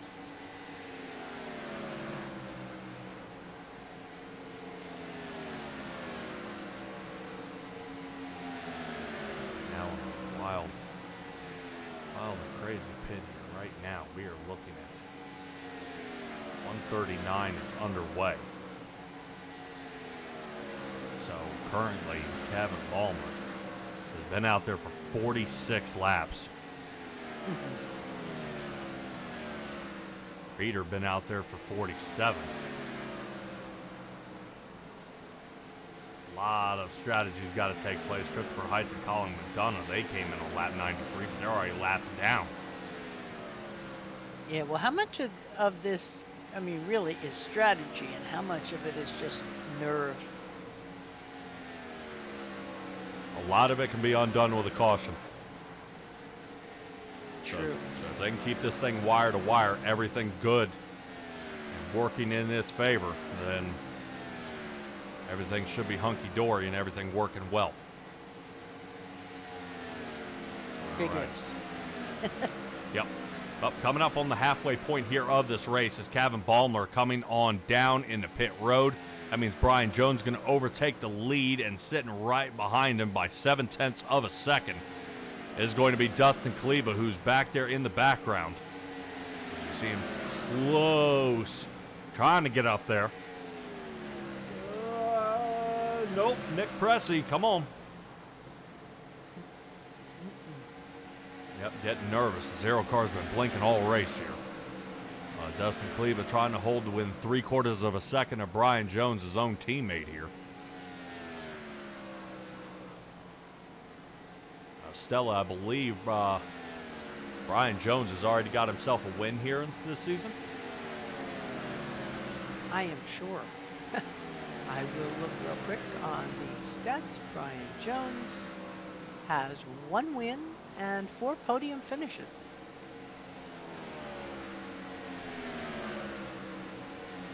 Right, Balmer deciding to stay out there and came down in the pit on lap number 140.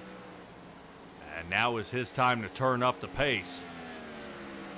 Turn up the heat on the rest of these drivers. Right now, that does leave us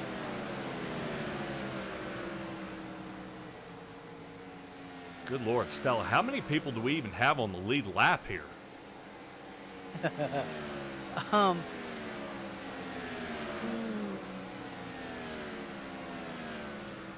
It doesn't look good. I think the top 6. Top 6 or 7 are on the lead lap. Yeah, I was hoping 7, looking at Josh Conover being 28 seconds back. Should leave him. Yeah. They're 8. calling Balmer is too. Okay. Crazy. But that's close. Yep. Here comes Vincent Arthur pitting much later here in the run. Back on lap number 137. Gets around Matthew George with ease.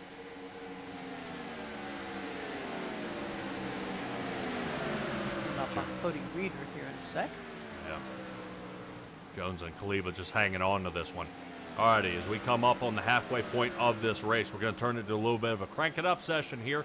Guys, you can go ahead and raise that volume. We're going to be back here in a matter of laps. Just hang in, enjoy the ride from all of our drivers and trying to see what they see and if they are making any mistakes with endurance problems. We'll be right back here on lap 150.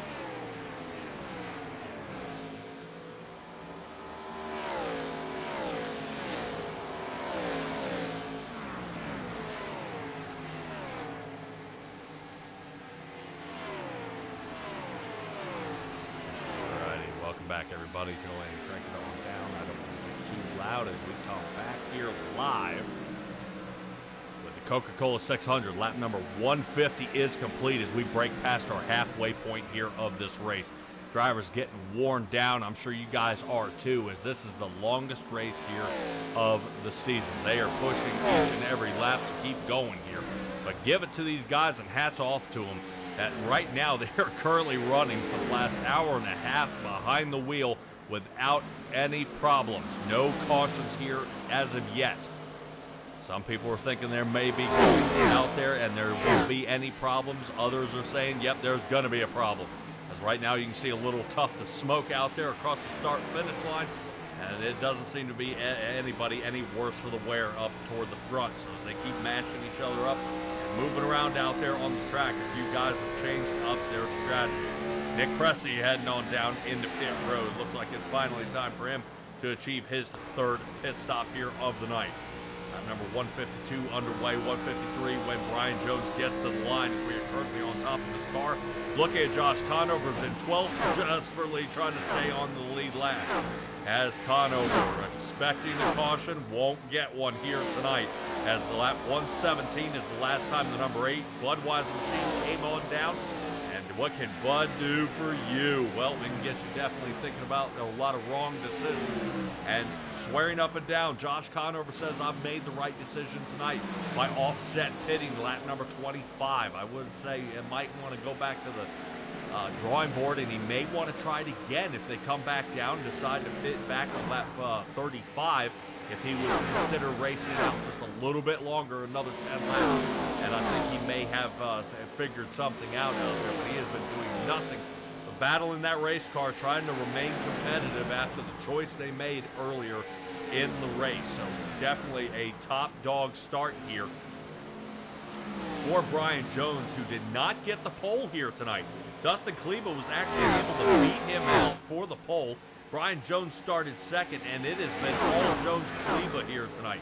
Dalton Tucker and Kevin Palmer are starting in 3 and 4. That's exactly where they are now, and they are continuing to move up front. Now, I would say a driver who was outside the top 10, even outside the top 15, Kyle Rochelle in the 39 target car, 13 positions gained here on the night, did not qualify, and is currently sitting in 6th, so he can't really be mad about his performance here tonight. I think everybody's wondering if a caution would come out when we clump everybody back together. What will end up happening? I mean, everybody's going to pretty much be out of contention out there. From the amount of laps they are down right now, currently, I believe Cody Smith is desperately trying to stay onto the lead lap as he looks like he's going to be next to fall to Brian Jones. There he is. There's the number 22. There's Brian Jones in the background, looking to see if he's going to overcome him here. As Cody Smith is currently looking at Matthew Jordan. Wants to grab a hold of him there, but cannot. Jones has already passed these guys. Got past Smith, got past Jordan, and Joey's stats. Looking to see if he can keep out in front. Boy, tough race here, though.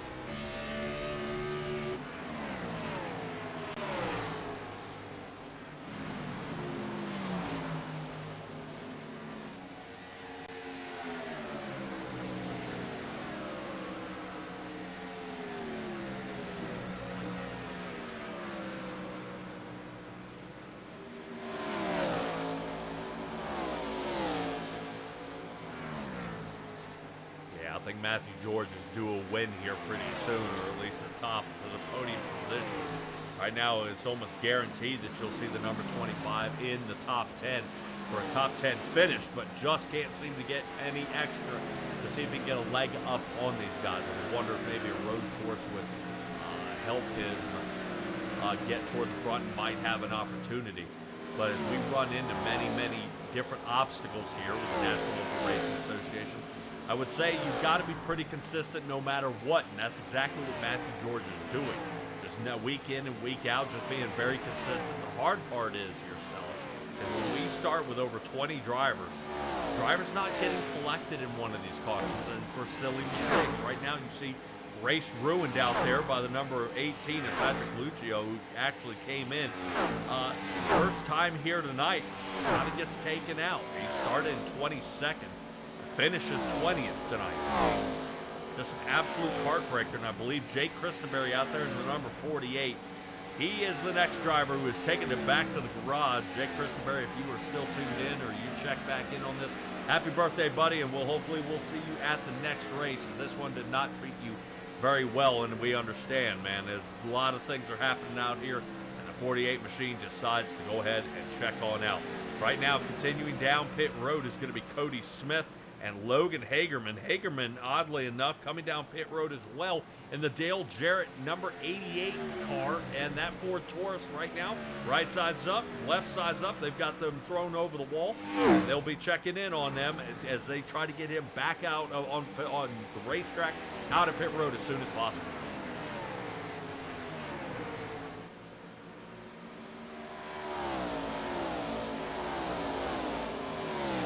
Ladalik last pitting on lap number 150. He's sitting currently 16th as he goes in and puts Vincent Arthur, our 8th place driver, into the rearview mirror. I know, it kind of sounds a little funny when you say that, when you've got one of your guys toward the back starting to pass your guys in the front, but that is just the amount of tire fall off. Somebody else who started watching his timer, Dalton Tucker. He notices his timer was getting a little funky out there. Down pit road he comes. I currently have Dalton Tucker doing 53 miles an hour through at least 4 of those blocks. Hopefully he does not end up with a speeding penalty here.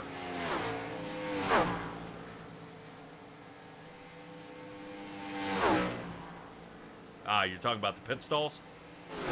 Yeah, no, I was talking about the lines heading down pit road. That's where they do the speed checks.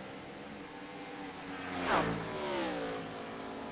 good. Looks like Dalton Tucker no worse for the wear. Back out he goes.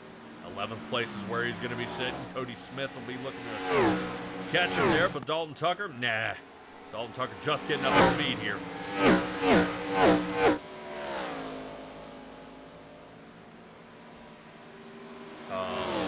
Dalton Tucker?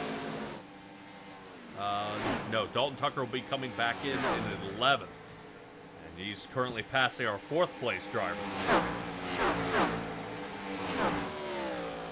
Well, the problem is everybody shuffled up out here, and I'll tell you here on the track now. This is the positions they are in. Notice 1 and 2 down toward the bottom. Number 3 is exiting turn number 4.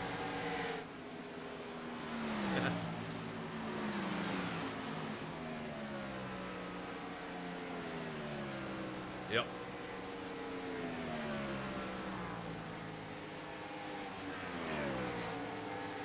See the number 13 up toward the top, the little blinking 13. See, going back. That's pressing. All right, so as everybody gets shuffled around out here on the track, looking to see if we can find anybody out there. It's getting pretty close to somebody, but I would say we're somewhere between, I think, maybe 2 seconds. I think here's Cody Reeder. I think Vincent Arthur's starting to catch up to Brady Moats, but Moats is pitting.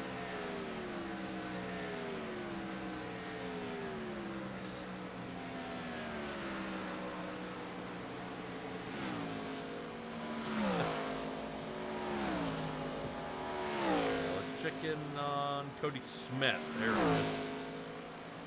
Yep, there's a battle. Here for 10th position.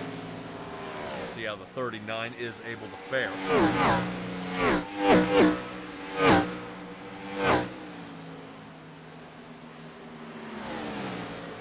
Yep.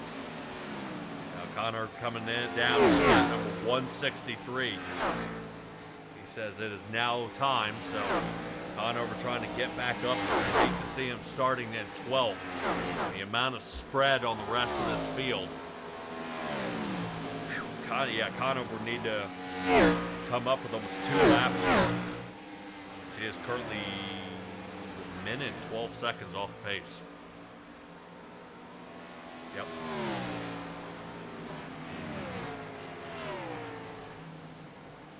That's Dalton Tucker looking for the pass around Cressy.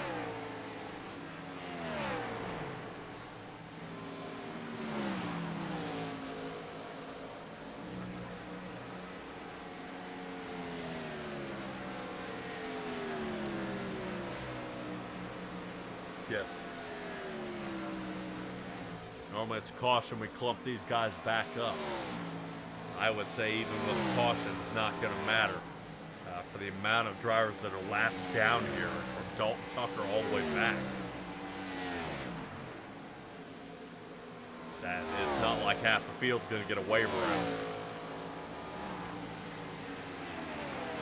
The separation is pretty wicked here of different things that have happened out here on the track and who's trying to capitalize the most. Let's move back here to Cody Smith.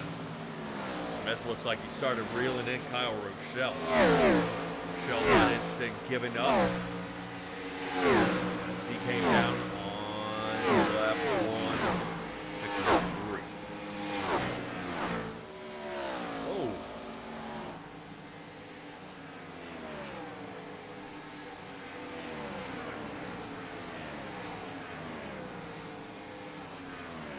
Brian Jones working his way on down.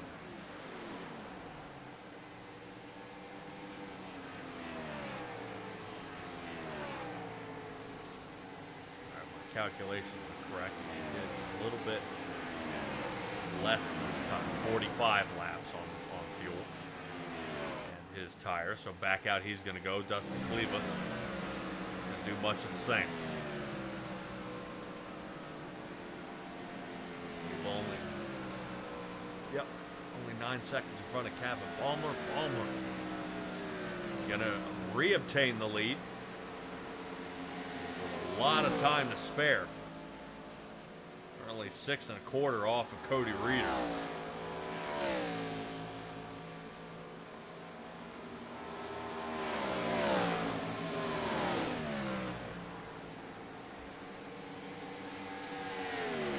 I don't know if he has any sort of opportunities of what they are able to do. Drafting is pretty much a no-no here. Move back here to Cody Smith. Smith getting pretty close to Brady Moats. I think Moats is looking to see if he can make a move here. Up on there where Cody Reeder is. Reeder currently sitting in second as Moats continues to pile drive forward. Ryan Jones, look at that, 1474 through turn number 1 and 2. Let's see if he keeps it going. 1492 through 3 and 4. 2966 out of Brian Jones.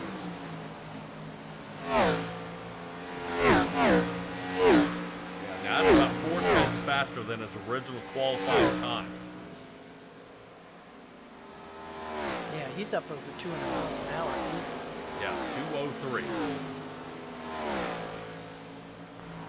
Wow. Man to beat here is Brian Jones.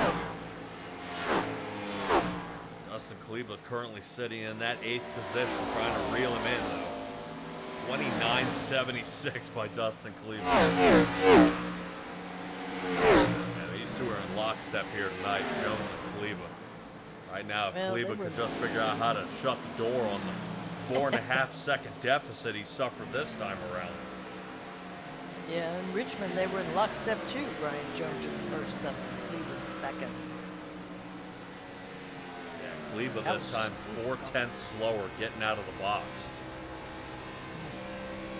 29.65 out of Dustin Kleba. This is insane. So now Kleba re-obtains the fastest lap here on the track. And Brian Jones looking to see if he can do it again here. I don't think he's going to have enough. Nope. 2-4. Kleba on a roll. Was that Dalton Tucker? That's our 6th place driver going a lap. No, getting passed. Brian Jones getting on past. Up to 5th. Dalton Tucker falls to 6th. Right now, Brian Jones knows he's got it. We are waiting for everybody else in front to pit.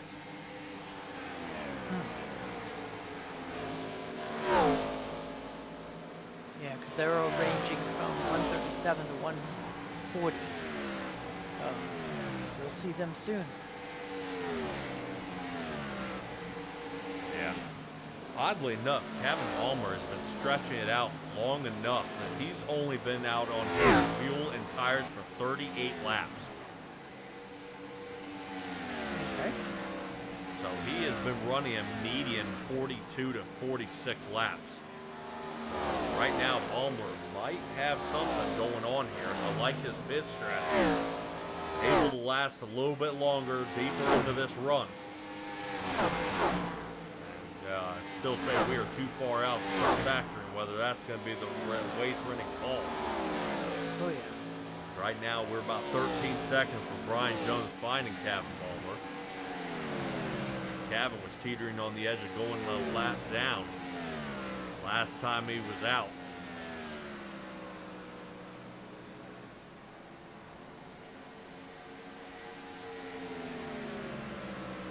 Wow, so we are definitely continuing this run here tonight.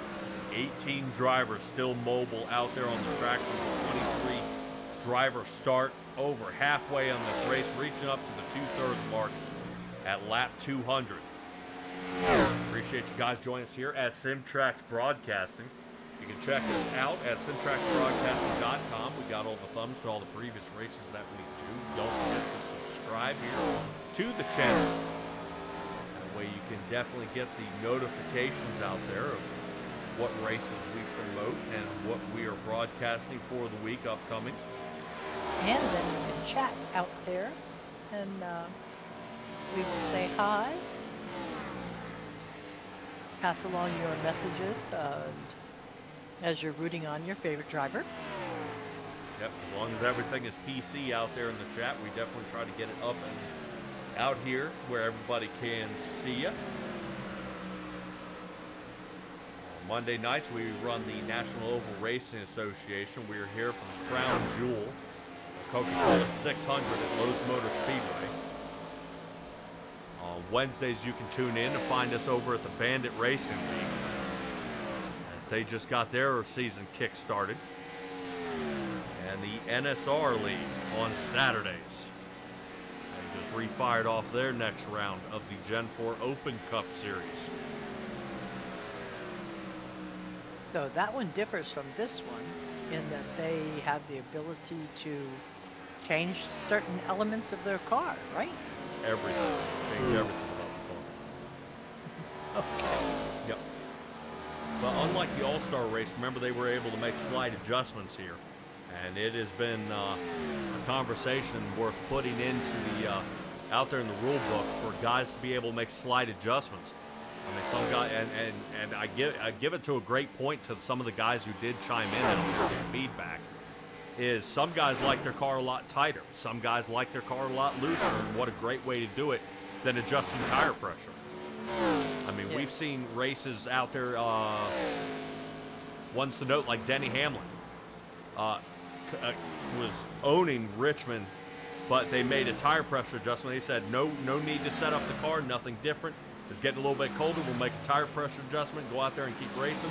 It worked good for about 2 stops until he went out there, and every year he cuts down a right front tire because they lower it too low. So it's... You think they kind of learn? Yeah, you would think. You would think, but...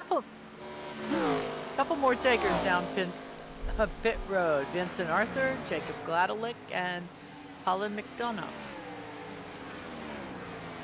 Down, see if they can get a little update. New shoes and a drink. Yeah. Back out they go to get that race car back out there. A lot of miles being put on these cars here at Charlotte. Last week being the All-Star race. This week being the Charlotte race. A lot of practice these guys have had. Should be feeling very confident how their cars are running. Brian Jones is 5 seconds from waiting for Kevin Balmer to come down pit road. Kevin still is yet to come down. And last time he came down was lap number 140. This will give him 47 laps out there. So that's the last time he pit. Only other driver running the same strategy is Joey Stats. But Stats coming on down. He said, Uncle. Yep.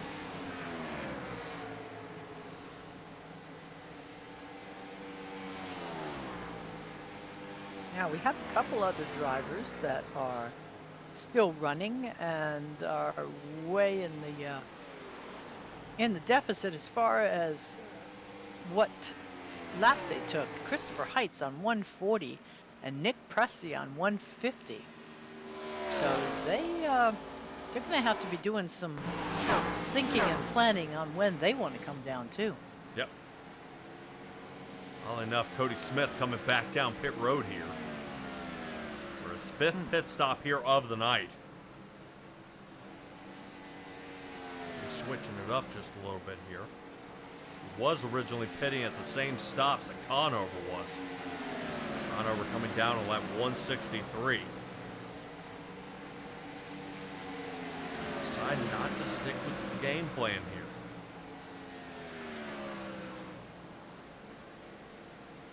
Cody Smith has had enough of trailing in this race. Right now, even our top 10 are not safe. I believe our top 5 are our only driver still on the lead lap.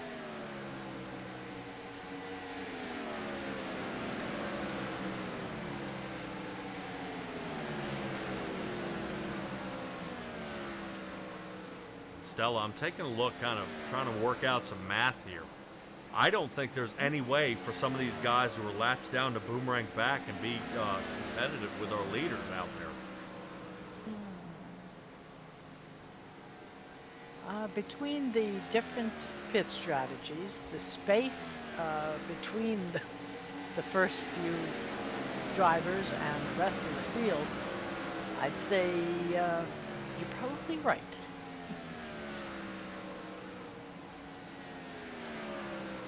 I mean, no amount of cautions is going to bring, people, well, I don't want to say that. But Colin McDonough and Logan Hagerman would need so many wave rounds at this point that, yeah, they're having a nice long practice at Charlotte. Well, that's a nice way of putting it. Well, we look at Cody Smith knocking down his fastest time of the night with a 29.68. It's only about 20 thousandths slower than Brian Jones in his fastest time here tonight. Crazy speed. Cody Smith continues to roll another lap under 30 seconds.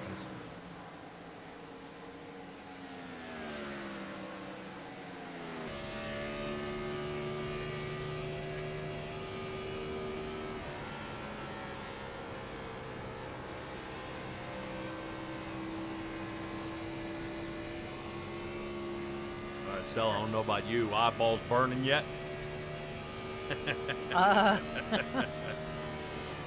Maybe. Yeah. Well, only on lap 194. That's going to bring us to 105 laps before we reach the end. We are sitting on here with Cody Smith as he is looking to see if he can radio up to everybody that he is moving. And he is able to clear and get out of there. That was close.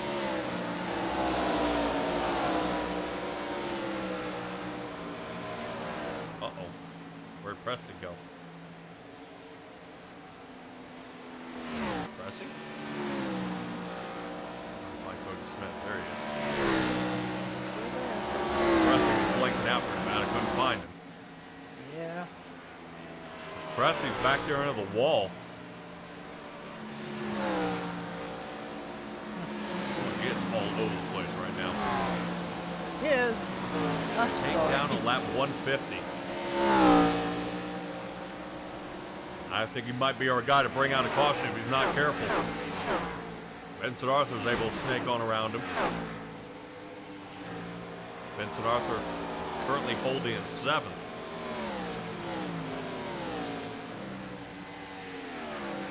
Wow. Look at the spread.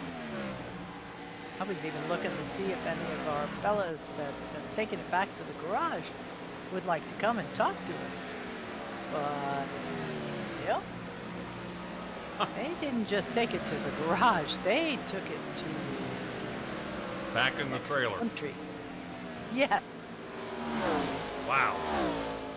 Yes. Showing Pressy riding the wall here.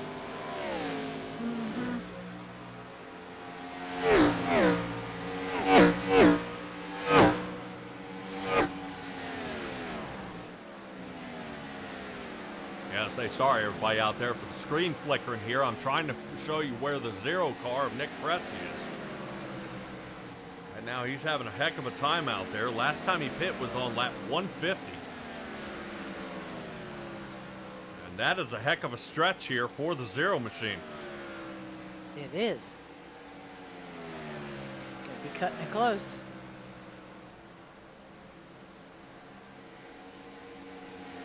It's one of those when you really, really hope that somebody isn't hanging out on your quarter panel when you need to change lanes.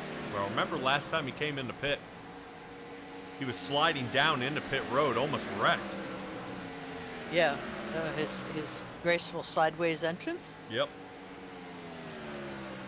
Well, he also came from the top line and cut all the way to the bottom. Trying to keep up with Pressy here. I think he's getting ready to pit here in just a moment.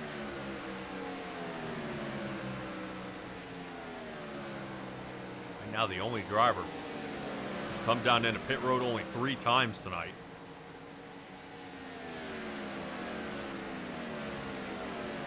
Yep. Crazy. It's still racing. Yes. Maybe he 50 laps. uses less fuel because he's not actually on the track. Oh, I knew you were going to say that. No. I had to do it.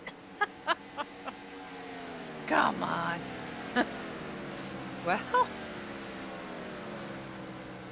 Well, still making good pit strategy calls here is Kyle Rochelle. Hasn't been a time he's come into pit road where he hasn't taken 4 tires and fuel. But Okay. he is holding on to the 4th place position. Up 15 for the night. Yep. About 2 seconds off the back here of Kevin Balmer and about 2 seconds in front of Brady Motes. He's holding on to a solid top 5 here. Cody Reeder right behind him. Here's the battle for 5th.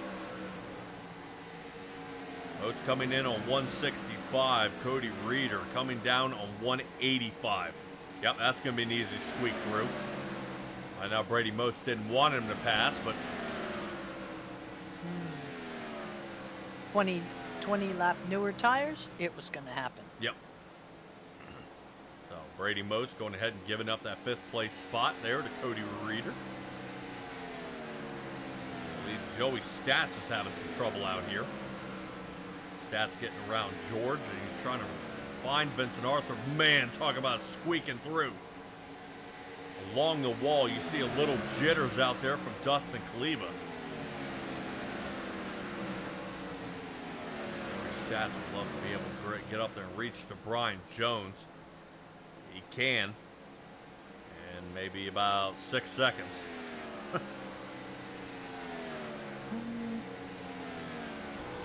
Wow. Yeah, the separation out here on the track is pretty intense. Yeah, I mean, so you say that like 5 seconds between Jones and Kaleva, but then there's another 15 seconds between Kaleva and the next group back, starting with Kevin Balmer. Yeah. Nick Pressy heading down here. Really?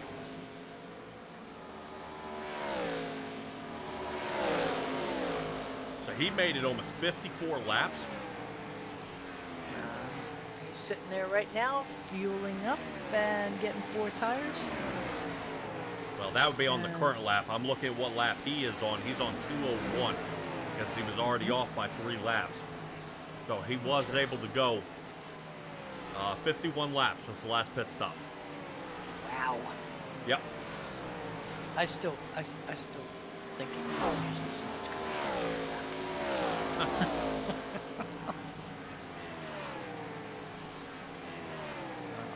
All right. So of that top group up there, Kyle Rochelle looks like he's riding the oldest tires, followed closely by Brady Motes in both tire wear and ranking, 5th and 6th.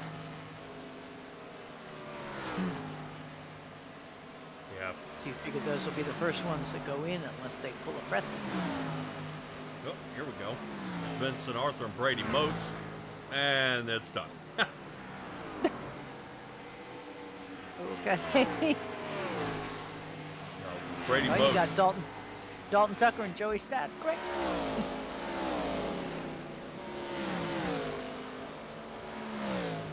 That's the battle for what, 8th? Yes.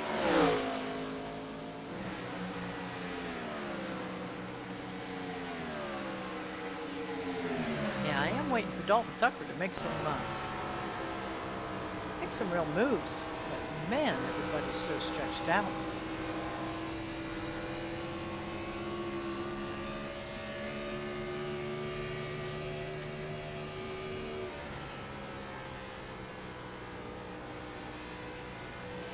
There we go. Kyle Rochelle coming down pit road.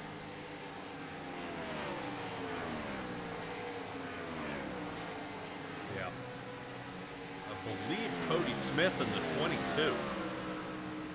I showed him coming down pit.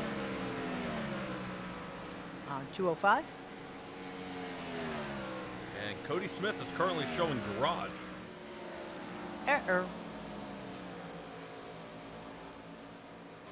Yes, he is. Showing no movement. Wow.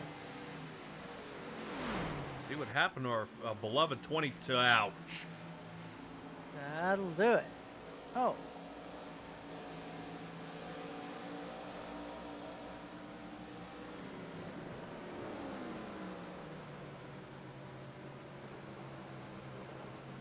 Maybe they told him it was going to be a long repair time.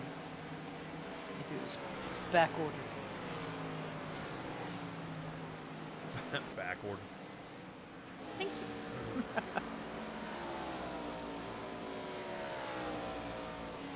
Josh Conover coming down. I mean, this is actually too early to even consider this is setup, you know, for the end of the race kind of thing. So they're still on the long game here. Brady Moats taking a ride down pit road.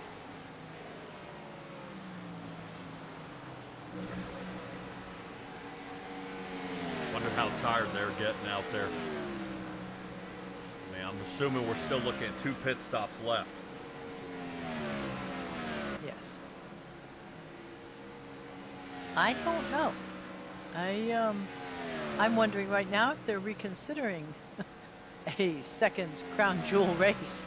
I was going to say, well, there's the next one, Indianapolis. Let's see. You are absolutely right. July 28th. What was funny about that? Just, man. Indy's over 2 miles long. I mean, that's going to be a rough one. 120 laps at, 2.5 miles long. And we have another crown jewel at Darlington, which we love Darlington. That'll be 275 laps. I think I raced an NIS race. It was that many laps, and most of us didn't make it halfway. That's just there were so many wrecks. Next to the end of the season, that'll be November 17th. And the final, as it was, will be Homestead. I would love to know what happened to Cody Smith, what made him check out, and why he hit the wall. I think one of those might be the answer to the other one. Yeah, this is showing him currently in pit.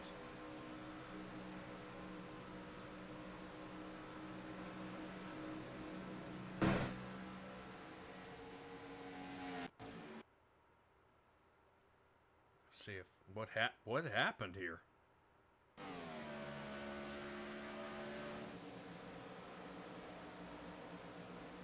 Whoa! Yipe.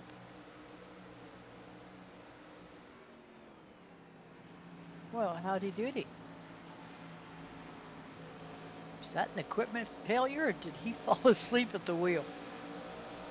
No, it could have been something as easy as reaching for a drink and yanked it to the inside. No texting and driving. Brian Jones, Jacob Gladelick, down pit road. Get up there. 4 tires and fuel. And Dustin Gleba coming in, our leader.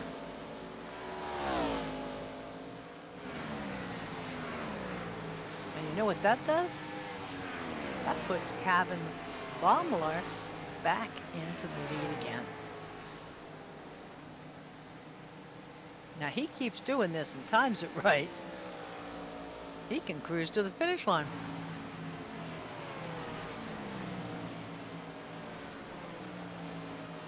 Not really have to pass anybody, they just get out of his way.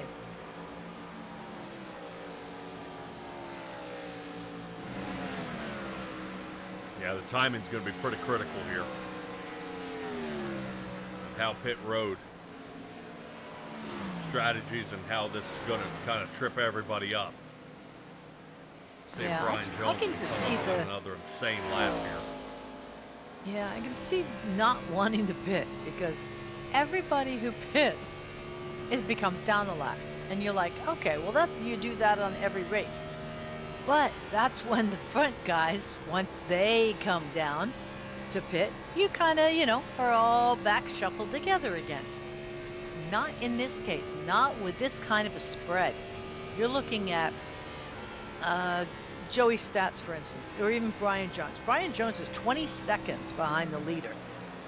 The leader could darn near come down and grab fuel and get back out and still be there. So. Well, Kevin Baumler in and out of pit lane is 42 seconds, 15 of which are in the box. Okay. Well, that's why I said just a fuel, but yeah, it's still 42. Just for pit lane, or that's with the 15? That's 42 with the 15. Okay, gotcha. I would say, I'm still going to say it's suicide not to take tires here. Yeah. Absolutely not. There's way too much roll on. I mean, we are nudging the edges inside the 32s. I mean, Vincent Arthur, last pit on lap 184, just ran at 32.16. He can't afford to come down and not take tires. There's no way. Because not when you've got a guy like Dustin Kleber right now who just ran a 29.63. Brian Jones just ran a 29.61. There's no way. You would lose 3 seconds per lap for every lap he stays out there. It'd be impossible. Yeah, and speaking of 3 seconds, Matthew George is the only one for Verkland hit like a 33-second lap. So he's hitting on 177. Might be getting close to his time.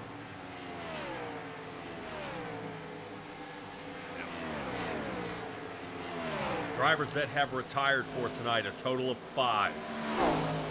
We can count Nick Geilis as 6. He has been down there since lap 65. Last hour and 23 minutes. Right now we are looking at Cody Smith retiring on 204. Jake Christenberry sitting 19th, retiring on lap 135. Patrick Lucios retiring 20th spot on lap number 94. Nick Geilis only made it 65 laps and has been steadily trying to fix that car. Blake Hoppy with a massive disconnect back on lap 39. Horrible.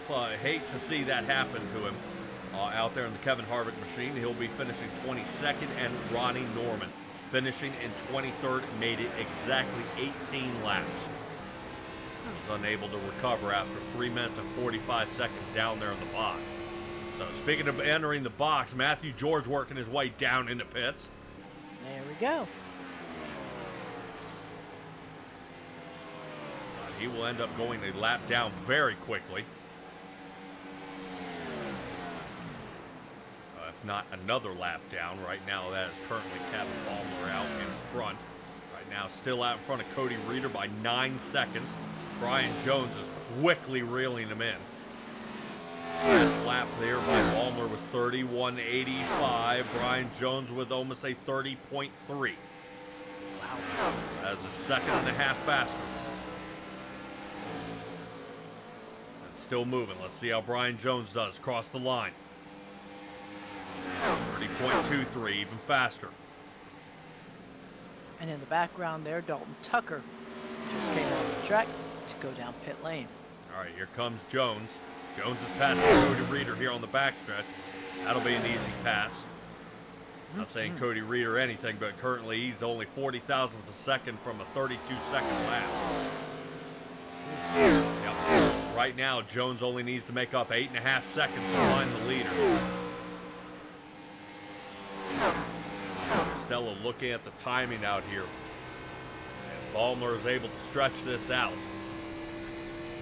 I don't know if he's going to be able to one stop it here and make it to the end. By the way he's been going, it's a good possibility. Let's see, that would put him 187.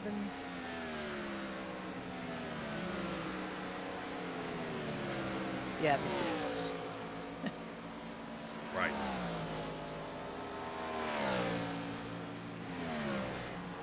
Because he would have to make it to lap 237, 10 more laps from now. And, yeah, he's still not going to make it.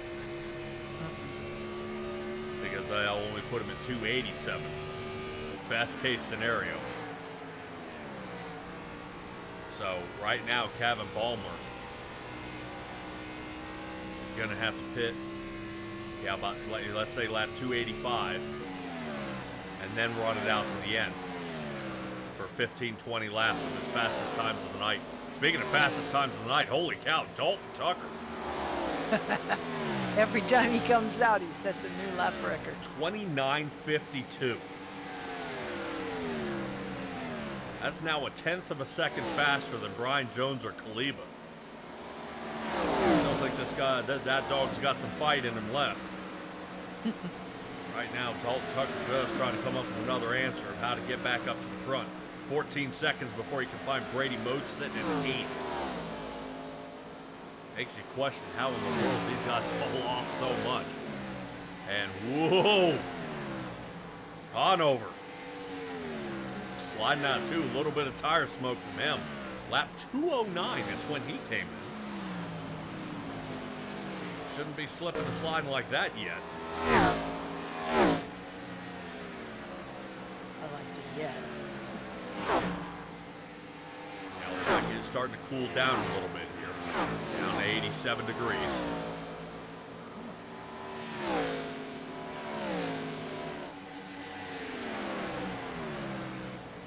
I think Conover pulling that wheel just a little too hard there. 69 laps to go. Our 300 lap race, the Coca Cola 600 NORA Gen 4 Cup Series. Cody Reeder, Vincent Arthur coming down pit road.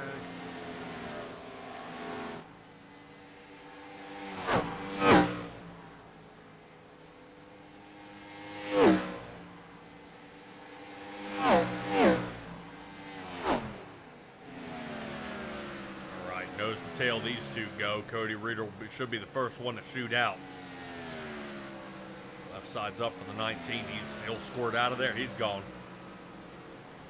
And Vincent Arthur will now be playing chase. See if he can keep up with him now. For on track, they were only off by 4 seconds off of each other. That will continue to be the case. Cody Reeder already up to speed over 150 miles an hour as he re-enters back on the backstretch. Ballmer still leading this race, but just barely. 1 second behind is Brian Jones. Currently seeing this here. If I were Kevin Ballmer, now is the time to pit. If he pits now, remember I was saying 287. And that would be if he doesn't wait this out another 4 laps. Ballmer might want to come down now and see if he can start picking up some of this speed.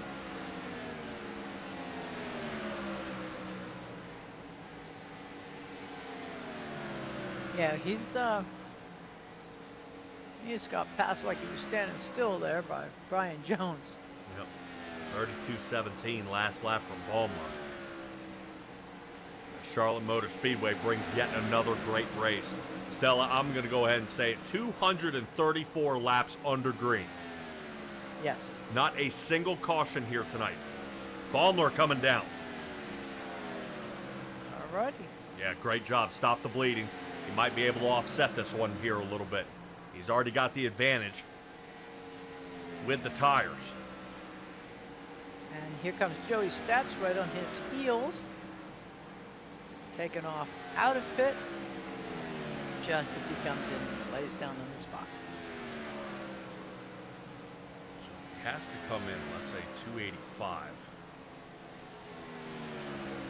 That's going to put Brian Jones at 255 and having to squeeze out a 45 lap run.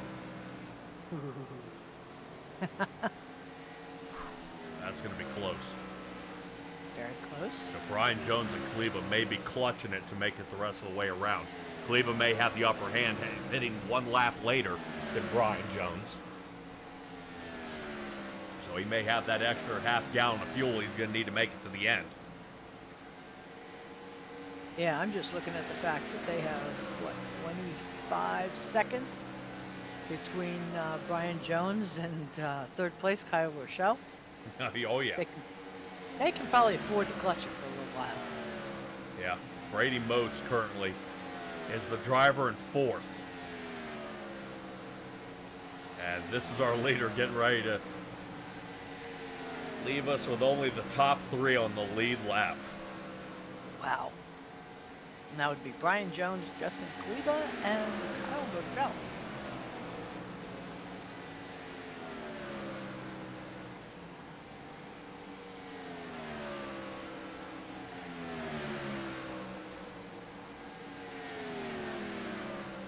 So it's going to be a rundown. As Brian Jones is going to have to stay out maybe a lap or two later to have enough fuel to make it to the end. And Baumler is going to have to try to run him down. I'm intrigued. Yeah, I think the best thing Baumler can do is he needs to pit maybe 5 or 6 laps earlier. That way he has enough run in the tires to try to run him down. Because you think they're going to try to stay out, so he tries to run him down on fresh tires, and everybody prays for no caution. Right. Gotcha. Yeah, if there is a caution, this is going to get scrubbed. There's going to be a lot of things happening. To me, if there's a caution, everybody comes down, gets 4 tires, gets 4 fuel, and we have a 25 lap shootout. Yeah, but right now you're watching how races were held back in the day. This was based on pit strategy and how the race went, and the amount of fall off rather than running stages out there, where you're just winning mini races at that point. You know, these guys are now learning long run rather than, running 35 laps and then everybody come down and pit. Run 35 laps and everybody come down and pit. No, not in this case. Nope. Not in this case. And the driver who started it all was Josh Conover, who ended up coming in on lap number 25 for his first pit stop. And currently sitting in 9th. Exactly where he qualified, but as I say that is currently Matthew George, who slings around him here and moves Conover back to the top 10. And I think Stats will be the next one looking for him, as Stats is sitting right behind. Yeah, on 30 lap newer tires. Yep. Conover about to watch the 5 pass on the outside here. Boy, solid move. See if Stats decides to sit behind the 25. He should. Around the outside he goes. Yep. Stats up to 9th.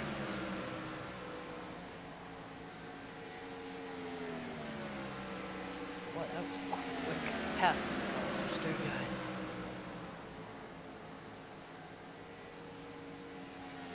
Now Conover, he's got an interesting strategy here.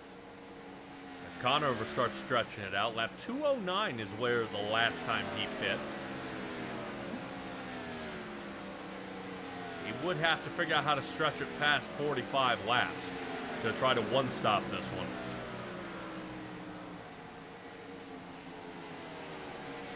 Yeah, all of those that you're talking about trying to do one stop at this point, I would hate to do a Jeff Gordon, you know, coming in on fumes.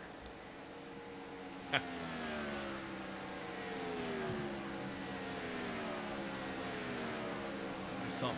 Conover can do it. I think Conover's a lap down, so it's going to be almost impossible.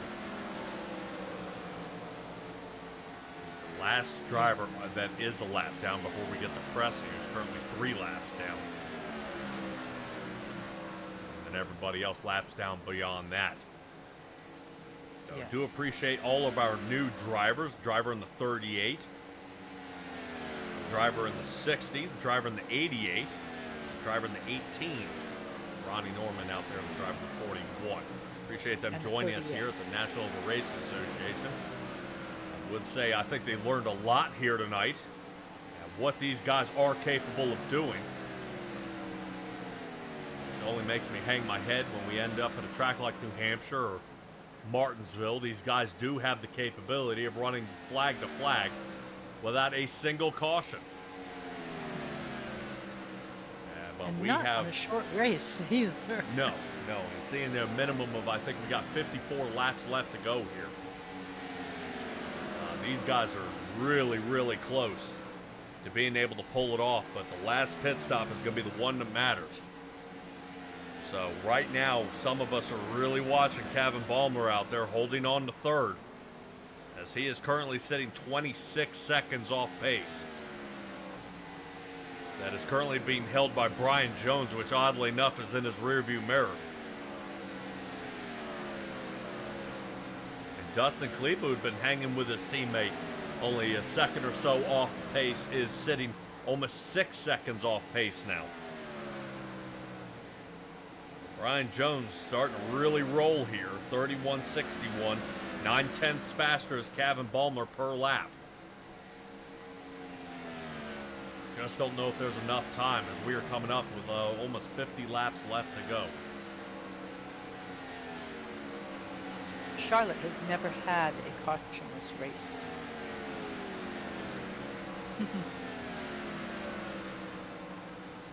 So it's not a track that is conducive to it. So if they manage that, it will be a sight to see.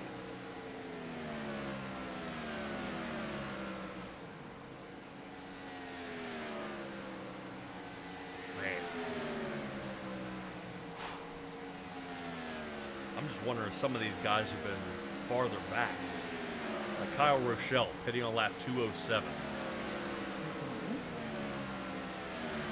Right now, his fuel window's opening up currently. Nick Pressy coming in on 201. He's been open. 251 puts him at a 50-lap run here.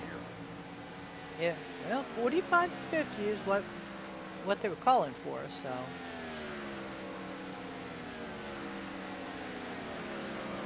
Yeah, most of our guys were playing it safe, though, going between 45 and 46. Some of them have been able to squeeze it out even farther. I would just wonder, Kevin Balmer, who's been one of the ones that's kind of been testing the system here, if he's got any options or ideas of what he can do. I think short pitting would be a bad idea, but can he pit sooner? Pressy into the wall. After the All-Star race, I think they kind of know that 2 tires is not a good strategy. We had a couple fellas do it, and they just walked backwards after the restart. Yep, Vincent Arthur's starting to get loose out there as the sun sets behind us. Guys are trying a few different things. No, I would just wonder if Kevin Balmer would consider coming in about 15 laps early.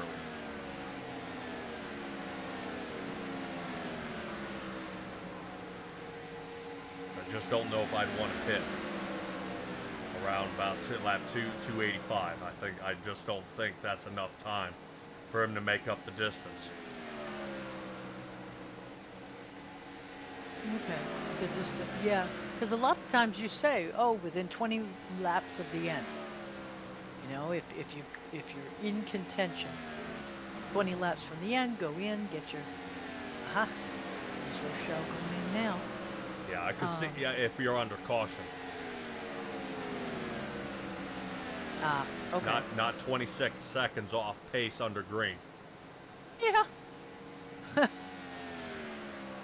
But if he does pit, let's say at the same time Brian Jones does, it's gonna be a moot point. It's gonna lock their times up. No one's gonna gain. Right. Boy. Makes sense. Yeah, a lot of things are happening, guys. If you're still out there in the chat, give me a kind of a ping here. What you think might be going on? Because there's a lot of different opportunities out here for your favorite driver and a few other people out there to still reach up and come up with some sort of an answer here. I think top 5 anybody would be happy with. As you see, Dustin Kleba being currently passed by Joey Stats. Stats currently sitting in 8th. And unfortunately, a lap down. Well,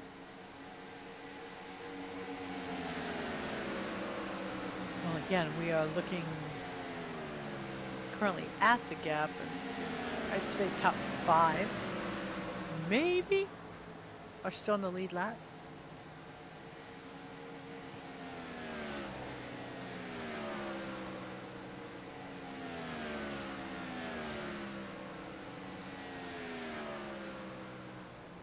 Might want to take a look at Nick Pressey.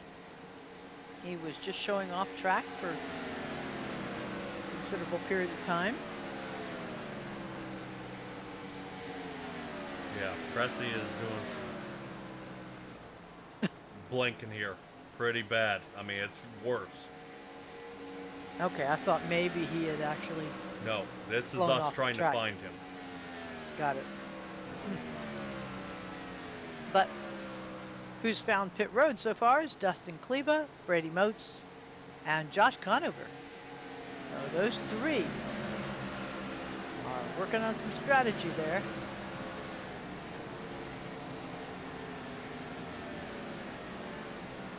A lot of different opportunities of our guys up front here. Kevin Ballmer now up to 2nd.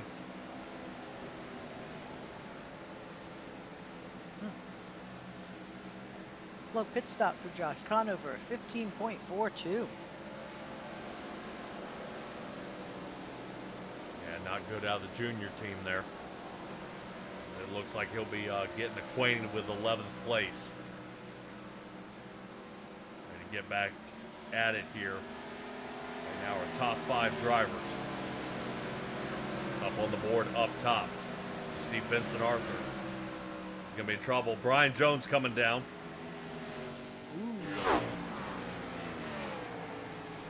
Brian Jones come down. Kevin Ballmer takes over. Here's the question. How far can Ballmer get out in front of Brian Jones?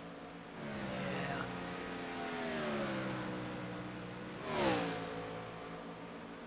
Because notice how Arthur ended up shaving off 15 seconds there. Just by Jones coming down in the pit. He was 31 seconds off pace. Now he's only 50 and a half. And I think that's what Ballmer's going to be up against here, is a 15-second deficit. Right. Yeah, if he comes in, let's say 275, I think that may be a good run here. But I mean, just imagine what the driver's doing right now. Imagine what the crew chief is doing, and everybody's going, man, what's the call? Yeah. You know, the driver's saying, I'm giving it all she's got. And the crew chief has to make the decision whether they're going to win or lose this race. Aye, Captain. Giving it all she's got.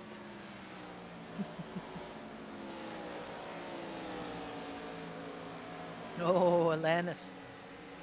She says her favorite's in the lead, so that would have been Brian Jones.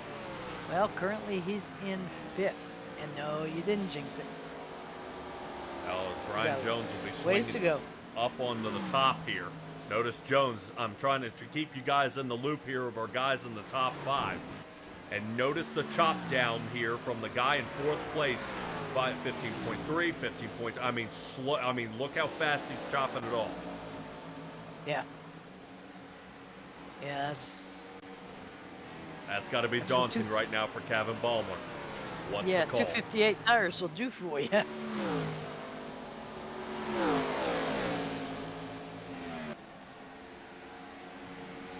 Now, Dustin Cleva, he is not that far behind Brian Jones, nor is he that far behind in his pit stop strategy. Do you think he will make a statement here at the end for Negative. number 9? No. Now, Okay. Kleba, he had originally been pitting 1 lap after Brian Jones. And he suffered a 6-second deficit and it grew to over 11 seconds between first and second. So he pit 2 laps earlier, trying to offset it, and notice the difference between them now. Yeah, like 2 seconds. Yeah, it's a 2-second, and this is currently with Brian Jones pulling away. Yeah, so this is pretty crazy right now. We'll rotate back to Cody Reeder, as Reeder, I believe, is about to be overtaken here by Brian Jones, and in a commanding move. Quick, fast, and in a hurry. Yep. And up next, Brian Jones now puts Dalton Tucker in the rear view. So in 1 lap, he takes over 4th, but he takes over 3rd and takes over 2nd. All that separates Brian Jones from Kevin Ballmer is less than 8.5 seconds. And some lap traffic. Yeah, which doesn't seem to be a problem here. Kevin Ballmer not having enough time. 266. Remember, Ballmer came in on 234.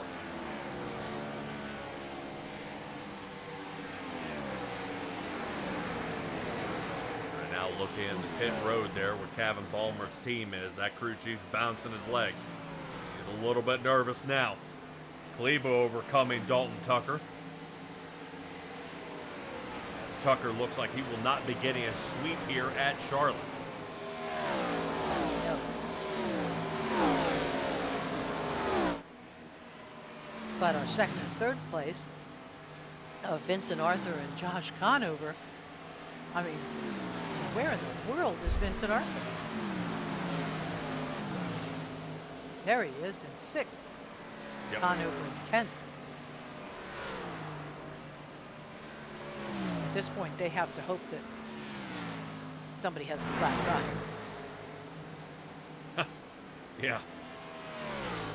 What is the chance of going a 300-lap race completely under 0. green? I mean, this is absolutely mind-blowing. So this 1.5-mile track never ceases to amaze me here. And the Still way, got 32 to go. yeah, well, the way, even regardless, even if we have 1 caution, I mean, the National Oval Racing Association, the way these guys just race this race, I mean,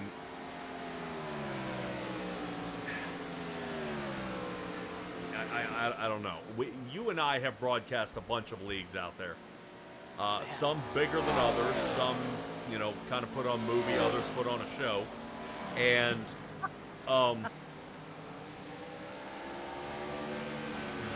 these guys tangle up in super speedways, and I'm showing you 1.5 miles. Yes. 300 laps.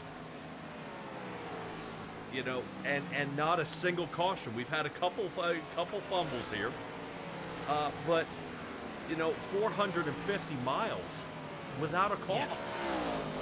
Yep. I mean, I've seen leagues that can't go 6 miles without three wrecks. I mean, this is right now. This should be something that I think the National Oval Racing Association needs to start here. They need to put this out there that if you think you're bad enough, you think you're good enough to run with us, let's see what you can do. Because we can go flag to flag without a caution. Now, right now, Kevin Ballmer is caught up in some lap traffic here and seems to be pinched here with Kyle Rochelle. Rochelle currently sitting in 6th spot. Ballmer cannot get around him. And this is going to hold him up. Wow. Rochelle pitting back on lap 252. The fresher tires will be where it's at. But Brian Jones gathers the lead back. Wow. And Brian Jones will have enough fuel to make it to the end. We got some smoke up front.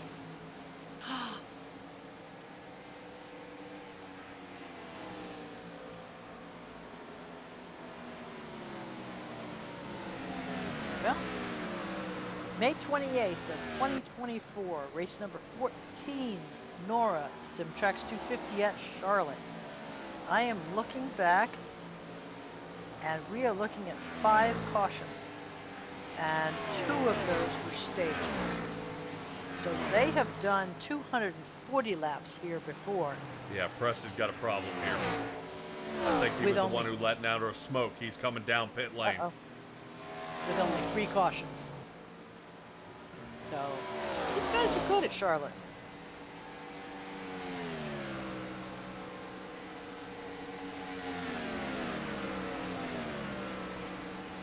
Huge scuff to the wall there by Nick Pressey. As you can see, he's got some right side damage here to this car.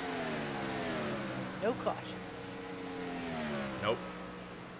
Nice.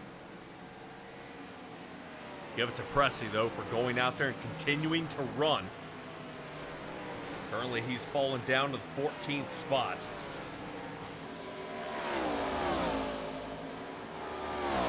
New guys here clumped up in the back, 15, 16, and 17. They're still trying to run down the rest of this field. 26 laps left to go here in this battle at Lowe's Motor Speedway. Coca Cola 600 coming to an end here. Appreciate you guys joining us here at SimTraX Broadcasting. I see you guys out there on YouTube. Thank you for subscribing. Definitely, I believe, Stella, if we're not mistaken, we are over 800 subscribers. We are. I believe the last I saw was like 879. 879. All right, so we're almost to it. Almost to 900. Not bad. Nick Pressey out there joining in the chat. Yeah, I don't blame you, buddy. Yeah, take health over racing. You're good to go, dude. Yeah, if anything he was having to do, he may have to, you know, come down on a pit stop and then hit an inhaler or something. That's going to be rough. Let's check back in on Christopher Heights. So we got more smoke out here. I think McDonough is having some issues. Vincent Arthur sitting in pit, headed down pit road. Oh my. All right, some damage here to the 60 car.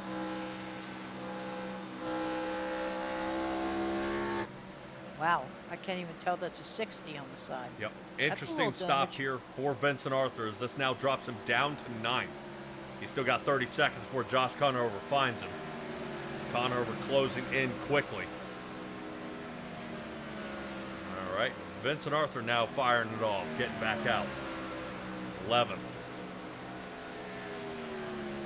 Yeah, Baumler still has to pit here. 22 laps left to go. I think I saw something else. Now is not the time. No.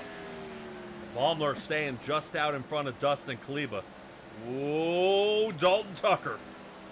Wow. Took a little shave off the wall. Almost came down and shared the action.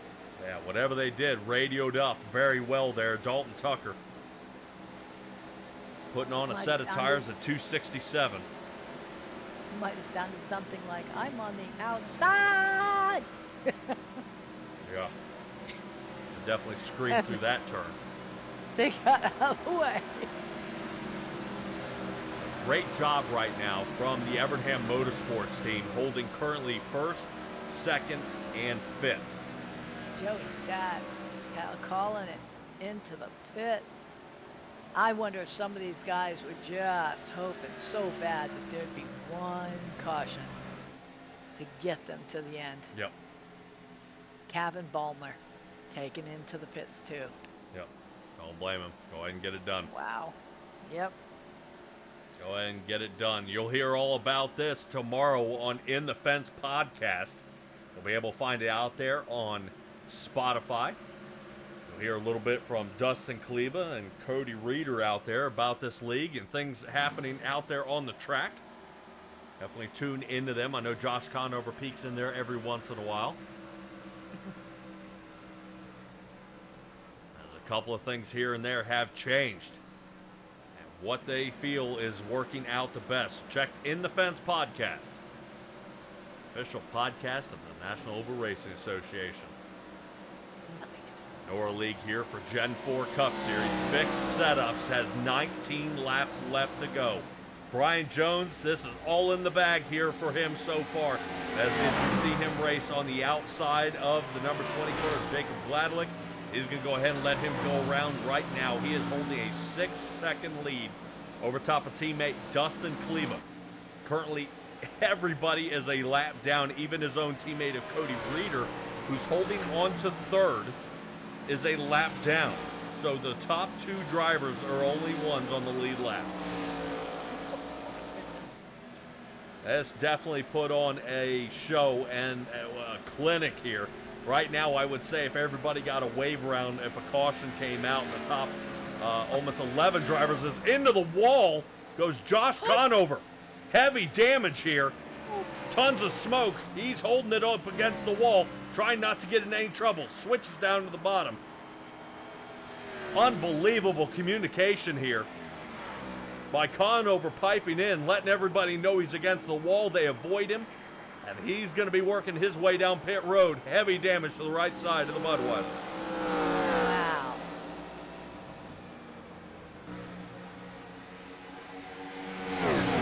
Wow. That was, like you say, good communication and excellent that the activity was not taken advantage of. You know, hit the wall, come down, spin around, go backwards, cautions out. This is excellent. This is, I want to see it go green all the way, because it'll be a phenomenon. Versus, granted, it's kind of weird that we've got one guy 6 seconds in front of the other guy, and next one's a lap down. But I still want to see it go green. 30 miles less left to go, or less than 30 miles left to go. That's what I was trying to say. And okay. Josh Conover's now in the pits. Yeah, that hurt. And will knock him out of a top 10 finish.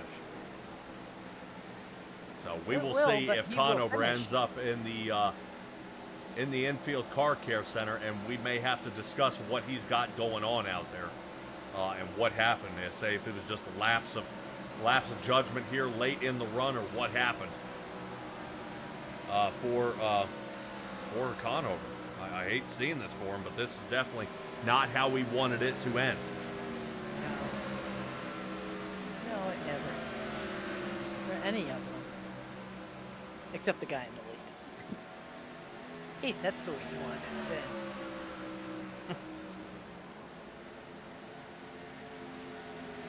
I want to see if we can take a peek back here at what happened to Conover.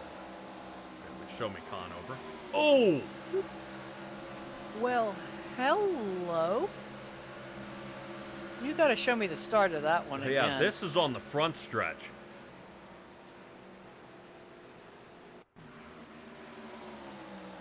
Here's the battle.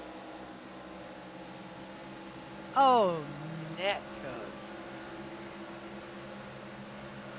Huge. But then it continues. Because remember, we find him in the backstretch. Oh. You think at that point he's already got damage and he can't control it? Oh. Yep, yeah, sorry. That's where he cuts across. Wow. Unfortunately.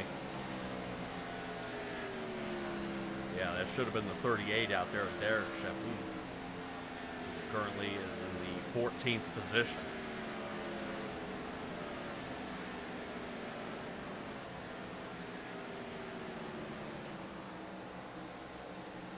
Insane race here so far.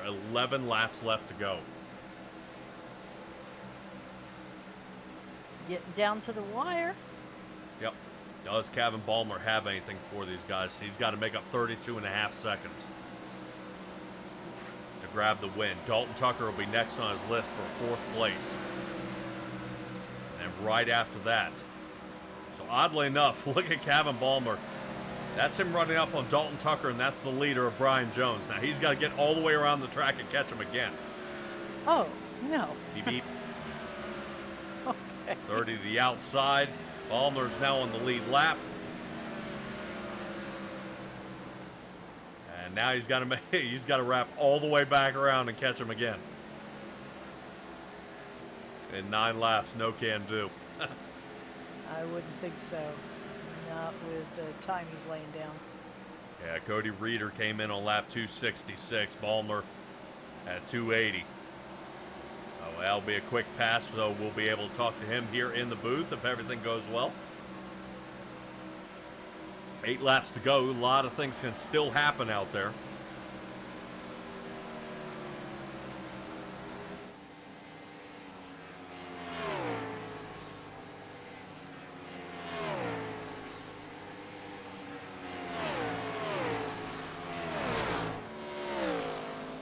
Wow. Awesome run here by Ballmer. He's able to come from behind. I said he was 31 seconds. He's now 29 seconds. Never seemed high. No. Right now, I expect Ballmer to be holding this one on the floor. Why not? Well, he came in on lap 280, only giving him 20 laps he needs to run on these tires. So he doesn't need to hold out for 50 laps. So time to send it here.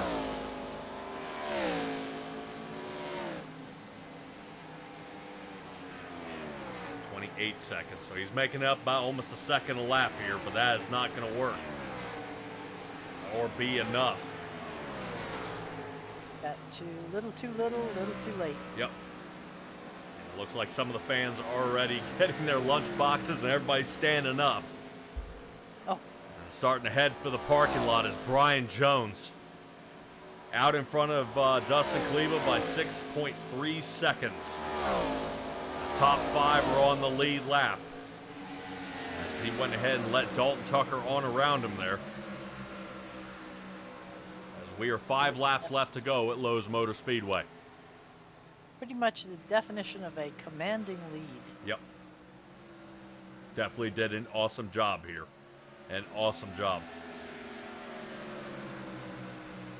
Yeah, and I can't believe how we've been able to make it this entire route. Untouched, unfazed, everything all good. Guys running their route, doing exactly what they need to do, and executing. And this went perfectly here for Brian Jones here tonight. Oh, yeah. Now, Stella, while we got a moment here, can you go ahead and talk to us a little bit about what the upcoming race is going to be? Next week, we are looking at 240 laps at Dover. All right. Those laps normally take somewhere around about 19 seconds. So don't think that lap count is high.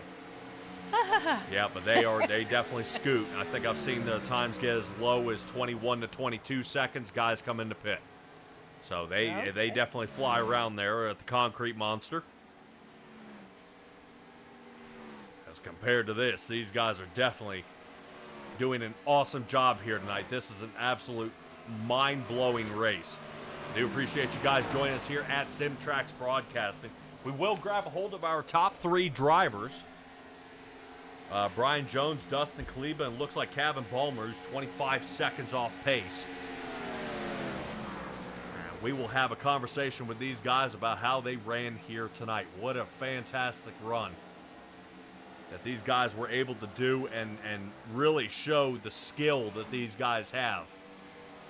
To not bring out a caution, to end up in trouble out there on the track and still not get checked out. I mean, just amazing. I mean, Josh Conover, the last one to end up in any sort of trouble, looks like a 17th place finish as the white flag comes out. Stella, we went wire to wire, green flag here at the Coca Cola 600 with the National Oval Racing Association. Due to Great pit strategy due to fantastic racing, due to clean racing, great passing, and everything that kind of came all about.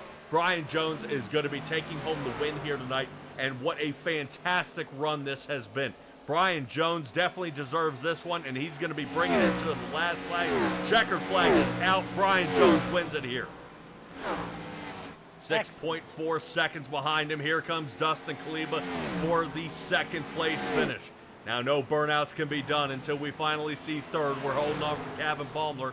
He's got a 5-second lead in front of Cody Reeder. And the AOL machine, what a job he did here tonight. Just couldn't have enough time, just couldn't pull away enough, but came away with third. Fantastic. Cody Reeder finishes in fourth here, and Dalton Tucker right behind him, as the Haviland machine, our all-star race winner, comes in with a top 5. Awesome run here tonight. These guys definitely showed what they were capable of.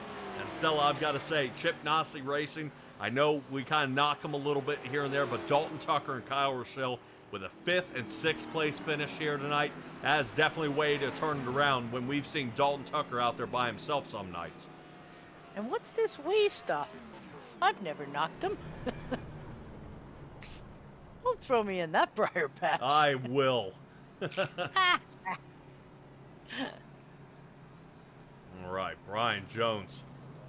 Well, well-earned win here tonight. This was definitely exactly what they planned. This is exactly the way they wanted it to go. And Kevin Ballmer out there with Richard Childress Racing, able to come away with the win. What a fantastic run here tonight. Appreciate you guys joining us. I've got driver interviews coming up. We're going to talk to these top 3 guys about how well they did here tonight and what all they could have done differently. Kevin Ballmer, I would probably say our top 3 guys wouldn't change a thing. They did exactly what they needed to do and made it happen. So fantastic job. But the burnouts begin here for Brian Jones, the race winner here. Flag to flag, no cautions here. 300 laps at Charlotte. Excellent job. I will definitely be making sure we share this one all over social media. And guys, you should too. That'll get many more people out there. But yeah, and he said this is insane how far this went. Checking out there on Conover, seeing Nia to caution or 4. Man, 450 miles is fun, but never ran with anyone all night. Yeah, I was going to say, you guys had spread apart. I think if we had like 32 to 35 drivers, which is completely an option available here, seeing that what you guys have done here tonight, we should be able to gather more drivers, and we'll start stuffing these tracks full. Guys, hold on, and we'll be right back.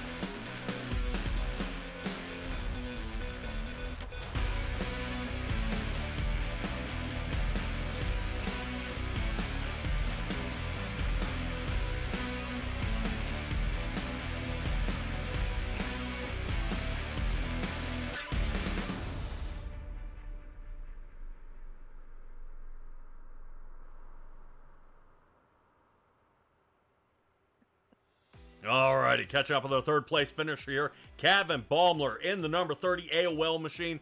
Third place. I know you wanted first. You led a bunch of laps here tonight. Most drivers, I'm assuming, wouldn't change a thing here tonight, but third always makes you reconsider your pit strategy. Talk to me a little bit about it here tonight. Yeah, looking back, I almost kind of wish I would have went with short pitting with Brian and Dustin there. That first run that we had, I was able to keep up with them fairly well. I was kind of holding back. I wasn't sure what the tires were going to do. And they pit lap 42 or whatever. I'm like, nah, you know, it seems like it'd be the winning strategy, but I was going to be upset if somebody beat me run long. So I just committed to running long, and I got up to third. So I guess that's That's all right. I don't know. I'm tired. I think that is going to be the general consensus from everyone how tired it is. So we'll keep most of our interviews here pretty short. Next week, we run to the Concrete Monster at Dover. Confidence level there, and go and give me your shout outs for the sponsors, the people out here watching you. Yeah, I should be okay at Dover, I think. You know, it's another concrete track.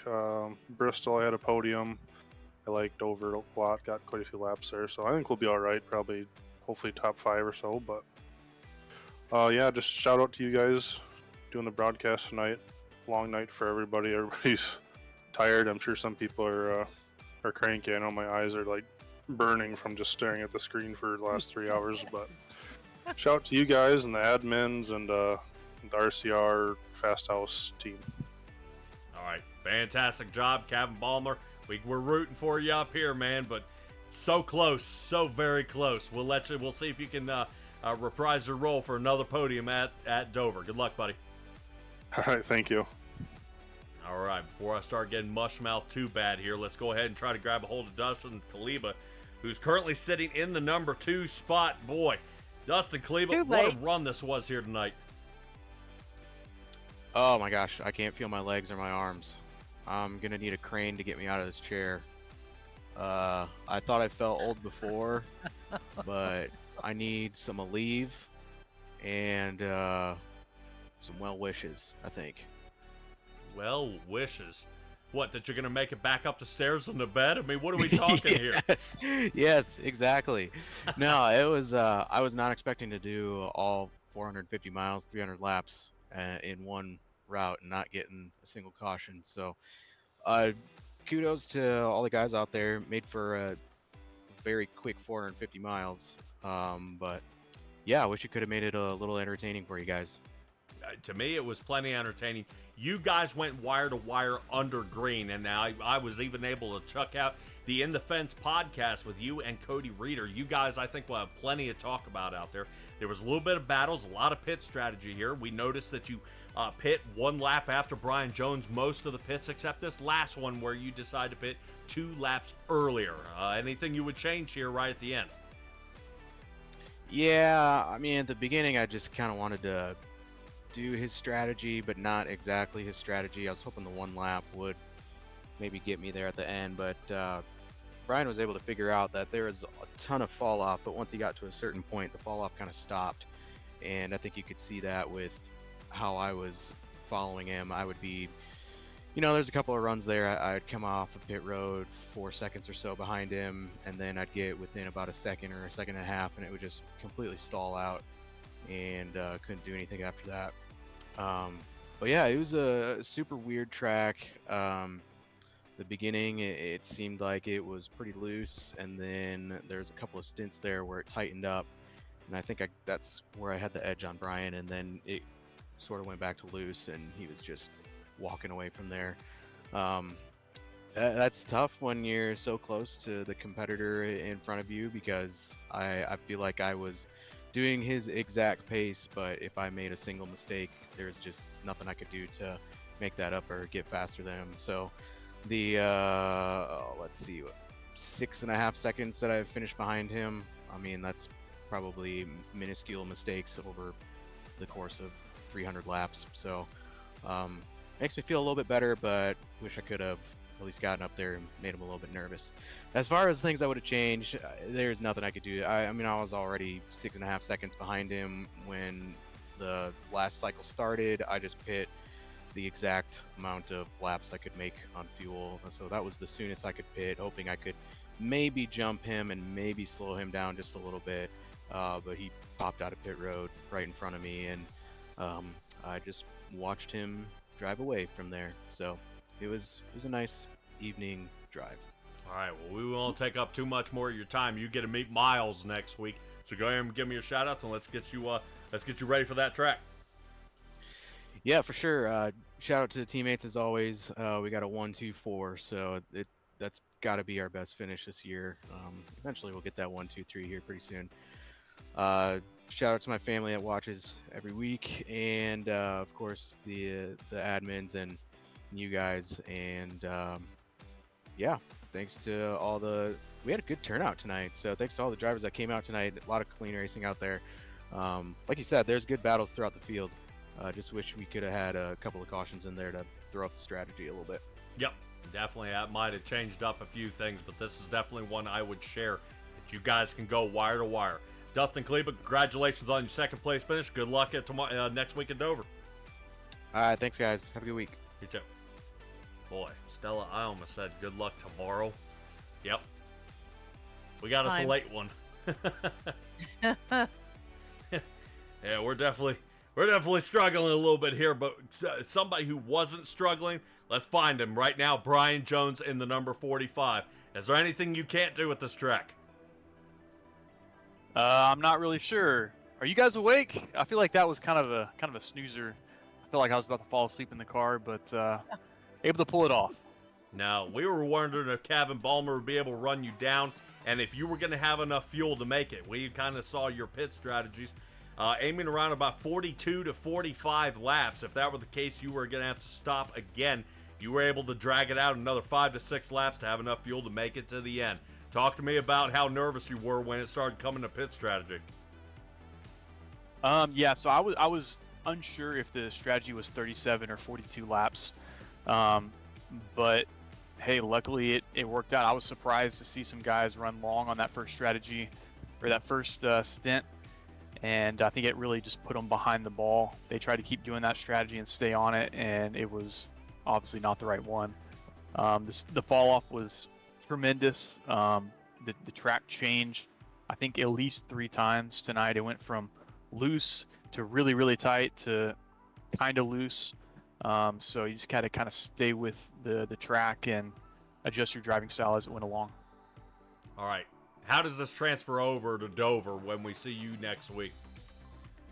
I will be racing from a hotel room for the 3rd time this year. Oh, no. So last time I did that, I don't know if you guys remember, but I got suspended because that happens when you race from hotel rooms. You just mess up. So I'm going to be trying not to wreck people next week, so you can give me a fat 0% chance of winning next week.